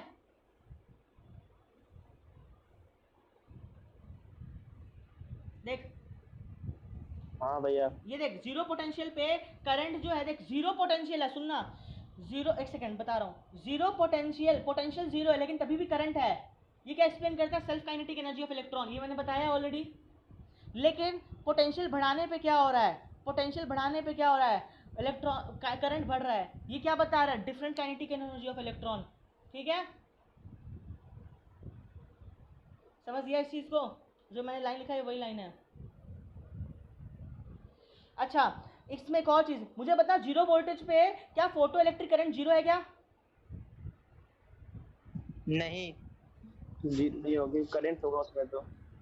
हाँ, जीरो वोल्टेज पे फोटो इलेक्ट्रिक करंट जीरो नहीं है। ठीक है, जीरो वोल्टेज पे क्या फोटो इलेक्ट्रिक एमिशन हो रहा है क्या? हाँ होगा। हाँ हो रहा है। हो रहा है। ठीक है, तभी तो वो निकल रही है। आगे बढ़े, देख। अच्छा, हाँ एक रिलेशन पढ़ते हैं हम लोग, क्या पढ़ रहे हैं, करंट और पोटेंशियल का। तो इस तरीके का ग्राफ तुझे मिला, ठीक है, मिला कि नहीं मिला, करंट और पोटेंशियल का। पोटेंशियल बढ़ाएंगे एक टाइम आएगा जहाँ पे करंट कांस्टेंट हो जाएगा। अच्छा मुझे बता दे, इस मोमेंट पे अभी लाइट की इंटेंसिटी कांस्टेंट थी, लाइट की फ्रीक्वेंसी भी कांस्टेंट थी, ठीक है। अब मैं क्या कर रहा हूँ, अब मैं लाइट की अगर इंटेंसिटी बढ़ा दूंगा तो लाइट की इंटेंसिटी बढ़ाने से क्या होगी मुझे बता, क्या ग्राफ ऊपर की तरफ शिफ्ट करेगा कि नहीं करेगा? क्योंकि अगर लाइट की इंटेंसिटी बढ़ गई इसका मतलब क्या हुआ, नंबर ऑफ जो फोटो इलेक्ट्रॉन्स जो एमिट हो रहे थे वो भी क्या हो जाएंगे, बढ़ जाएंगे ना, क्योंकि एनपीएच क्या हो गया, बढ़ गया। जो मैंने बताया था कि जितना ज़्यादा इंटेंसिटी उतना ज़्यादा क्या होगा, करंट होगा। बताया था अभी कुछ देर पहले, current is directly proportional to intensity, क्योंकि इंटेंसिटी बढ़ाने पर क्या होगा, उतना फोटोन निकल रहा होगा, ज़्यादा फोटोन ज़्यादा इलेक्ट्रॉन से एक्साइट टकराएगा, करंट क्या हो जाएगा, बढ़ जाएगा। समझ रहा है क्या?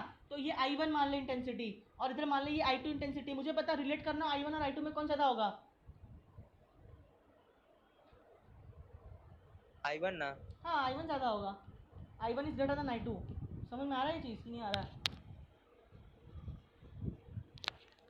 समझ गया भैया। क्या नहीं समझ आया तक, क्या लिखा है? I1 लिखा है भैया वो। हाँ वो पागल हो गया है। I1,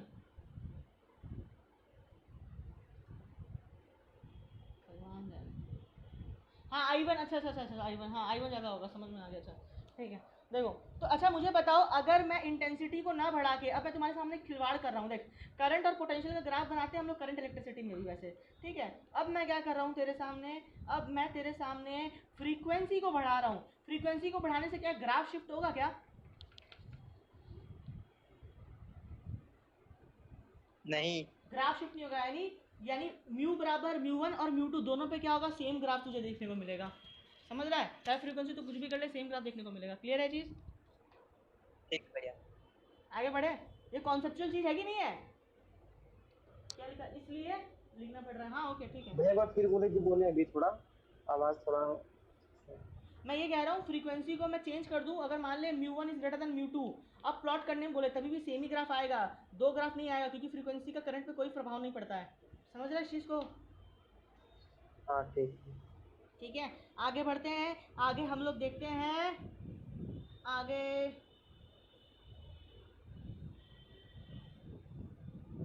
मुझे बता, इन दोनों ग्राफ में किसकी इंटेंसिटी ज़्यादा, ये वाला कि ये नीचे वाला? ऊपर वाला। ऊपर वाले का। दोनों ग्राफ में किसकी फ्रीक्वेंसी ज़्यादा है? दोनों का सेम है। दोनों का सेम है, उससे फर्क नहीं पड़ता। सेम होगा। ठीक है, नहीं, हम लोग कमेंट नहीं कर सकते ना, एक तरीके से देखा जाए तो। इस ग्राफ के लिए फ्रीक्वेंसी सेम है, हमको नहीं मालूम, इससे ऐसा कोई रिलेशन ही नहीं है, क्योंकि फ्रीक्वेंसी करंट को डिफाइन ही नहीं करता एक तरीके से। समझ रहे इस चीज़ को? उससे मुझे क्या मतलब है? बट एक तरह से बोल सकते हैं ना फ्रीक्वेंसी सेम ये रहेगी। तब होता है ना जब इस ग्राफ को कहता है कि ये देख सेम ग्राफ ऊपर शिफ्ट कर रहा है, सेम ग्राफ, ये कोई दूसरा मेटल का ग्राफ होता तब तो अलग हो जाता ना। ये सेम मेटल का ग्राफ हाँ ऊपर भाई। शिफ्ट कर रहा है, ठीक है, तो मतलब फ्रीक्वेंसी ऑफ लाइट कुछ भी कर दो तो फर्क नहीं पड़ता। आगे समझ में आएगा और अच्छे से, ठीक है। आगे हम लोग बढ़ते हैं स्टॉपिंग पोटेंशियल पे। स्टॉपिंग पोटेंशियल जो हमारा लास्ट टॉपिक है, देखो स्टॉपिंग पोटेंशियल क्या होता है, इस समझना इस चीज़ को। तुम्हारे मन में डाउट आया होगा कि भैया आपने ना हमेशा क्या किया, आपने हमेशा इसको पॉजिटिव रखा था और इसको नेगेटिव रखा था, ठीक है। अगर मैं बैटरी को उल्टा कर दूं तो, बैटरी को अगर उल्टा कर दूं और बैटरी को अगर मैं इस तरीके से कर दूं तो ये क्या हो जाएगा, नेगेटिव हो जाएगा, और ये क्या हो जाएगा, पॉजिटिव हो जाएगा। तो खुद समझ, इधर से जो इलेक्ट्रॉन निकल रहा था, यहाँ से जो इलेक्ट्रॉन निकल रहा था उसको क्या मिलेगा, रिपल्शन मिलेगा इस नेगेटिव प्लेट की वजह से, मिलेगा कि नहीं तो उसका मिलेगा? स्पीड कम जाएगा। हाँ बिल्कुल बिल्कुल बिल्कुल। ये इलेक्ट्रॉन्स क्या है, बहुत वेरिएबल एनर्जी का है। इलेक्ट्रॉन्स की एनर्जी कहाँ से वेरी करेगी, 0 टू मैक्सिमम काइनेटिक एनर्जी तक इलेक्ट्रॉन की एनर्जी होगी, 0 टू मैक्सिमम काइनेटिक एनर्जी, है ना।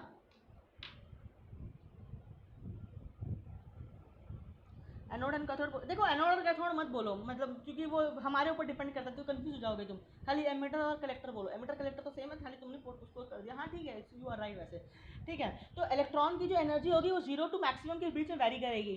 हो सकता है कि उसको इतनी एनर्जी मिले कि जस्ट वो वर्क फंक्शन को ओवरकम कर पाया, लेकिन उसको कोई एनर्जी ना मिला, तो उस समय क्या होगा, इलेक्ट्रॉन का काइनेटिक एनर्जी 0 हो जाएगा। और मैक्सिमम कब मिलेगा, जो वो आउटर मोस्ट होगा, फ्री इलेक्ट्रॉन्स होगा, उसको उससे बढ़ गया फोटॉन, तो मैक्सिमम काइनेटिक एनर्जी निकलेगा। तो यहाँ पर खैर जो भी फोटॉन्स होंगी वो क्या होंगी, 0 टू वेरिएबल एनर्जीज की होंगी, ठीक है। क्या है, तो इलेक्ट्रॉन निकलेगा, क्या निकलेगा, एनोड का पोजीशन चेंज। अरे देखो इलेक्ट्रॉन तो निकलेगा ही ना, उससे क्या फर्क पड़ता है मुझे, मैं वही बोला, इलेक्ट्रॉन कैथोड एनोड कैथोड मत करो। मेटल पे तूने डाला क्या, मेटल पे तूने डाला लाइट, उससे लाइट डालने से जगा के एक बार में सारा का सारा इलेक्ट्रॉन निकल गया। सारे इलेक्ट्रॉन की एनर्जी किसी की मैक्सिमम थी, किसी की 0 थी, किसी की क्या थी, समझ रहे इस चीज को।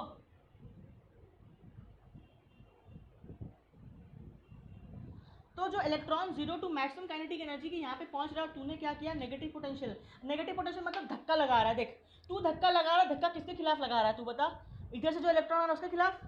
तो अगर तू इधर वोल्टेज बढ़ाते जाएगा, धीरे धीरे वोल्टेज बढ़ाने से क्या होगा, फोटो इलेक्ट्रिक करंट कम होते जाएगा, मानता है। एक ऐसा टाइम आएगा जहाँ पे फोटो इलेक्ट्रिक करंट क्या हो जाएगा, 0 हो जाएगा। वो कब 0 होगा, जहाँ पे वो जो 10 हाई एनर्जी का इलेक्ट्रॉन था अगर वो उसको भी रोक दे, highest energy, highest kinetic energy का इलेक्ट्रॉन को भी रोक दे अगर, तो क्या बोलेंगे, उस समय स्टॉप हो चुका है। तो जिस पोटेंशियल पे, हाँ जिस पोटेंशियल पे करंट फ्लो स्टॉप हो जाए तो क्या बोलेंगे, स्टॉपिंग पोटेंशियल बोलेंगे। समझ में आया स्टॉपिंग पोटेंशियल क्या होता है। हाँ भैया। तो स्टॉपिंग पोटेंशियल, अच्छा तेरे सामने एग्जाम्पल के तौर पे तेरे सामने बहुत सारे लोग आ रहे हैं, एक बहुत गेंडा है, एक बहुत हल्का है, या ऐसे समझ ले एक बहुत ज़्यादा स्पीड से आ रहा है, एक बहुत कम स्पीड से आ रहा है। मैं तेरी पोटेंशियल कुछ इस तरीके से रखूं कि जो सबसे तेज इलेक्ट्रॉन आ रहा है वो भी स्टॉप हो जाए, इसका मतलब बाकी तो स्टॉप हो ही जाएगा, तो वो पोटेंशियल को मैं क्या कहूँगा, स्टॉपिंग पोटेंशियल कहूँगा। समझ में आ रहा है क्या। तो स्टॉपिंग पोटेंशियल जो तू धक्का लगाएगा यहाँ से, it must be equal to the maximum kinetic energy of electron, तभी तो वो रुकेगा, है ना। तो देख यहाँ पे मैं वही लिख रहा हूँ तेरे सामने,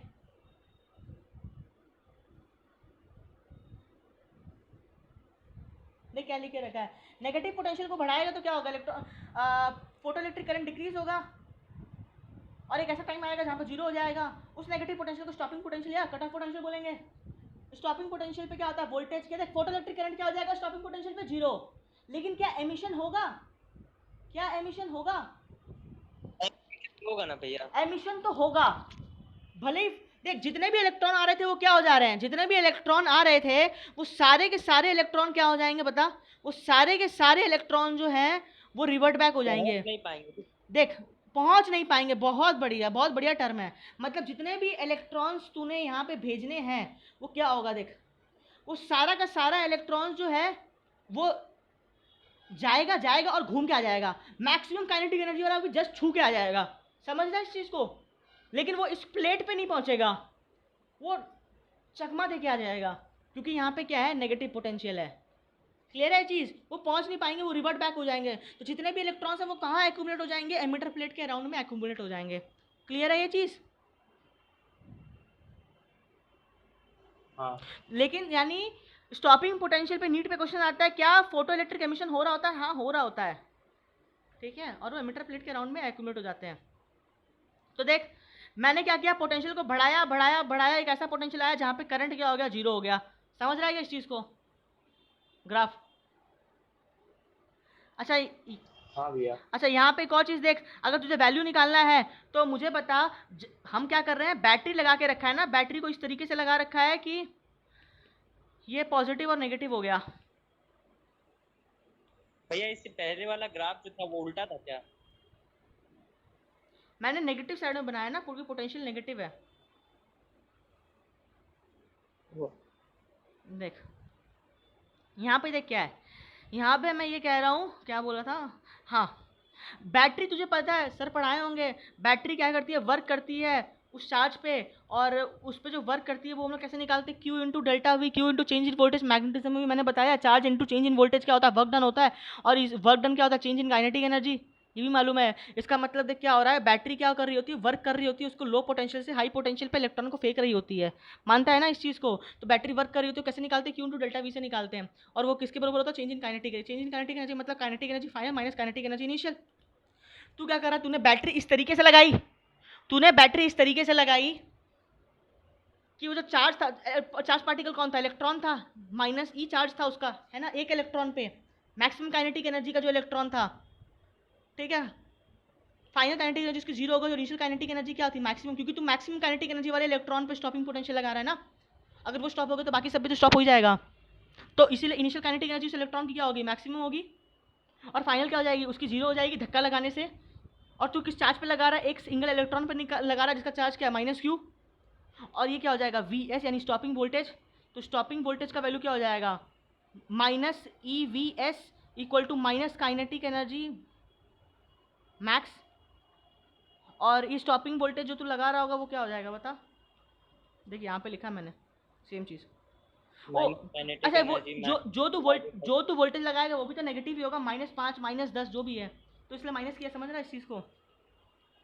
तो माइनस माइनस क्या हो गया, प्लस हो गया, और ये पे क्या, माइनस काइनेटिक एनर्जी मैक्सिमम, तो वी नॉट क्या आएगा, माइनस के मैक्स बाई ई। समझ रहा है इस चीज़ को, बहुत इंपॉर्टेंट है, नेक्स्ट क्लास में इस फॉर्मूले को यूज़ करूंगा मैं। यानी एक वर्क फंक्शन का फॉर्मूला मिला, वर्क फंक्शन क्या था, एच म्यू नॉट था, और एक ये फॉर्मूला वेरी इंपॉर्टेंट, ठीक है, समझ रहे इस चीज़ को। एग्जाम में क्वेश्चन आएगा, देख एग्जाम में क्वेश्चन आएगा,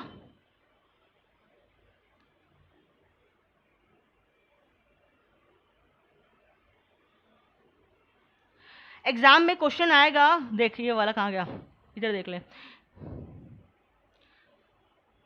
कहाँ है यार ये ग्राफ, स्टॉपिंग वोल्टेज ये है क्या, हाँ, एग्जाम में क्वेश्चन आएगा कि तू कौन सा पोटेंशियल लगाएगा कि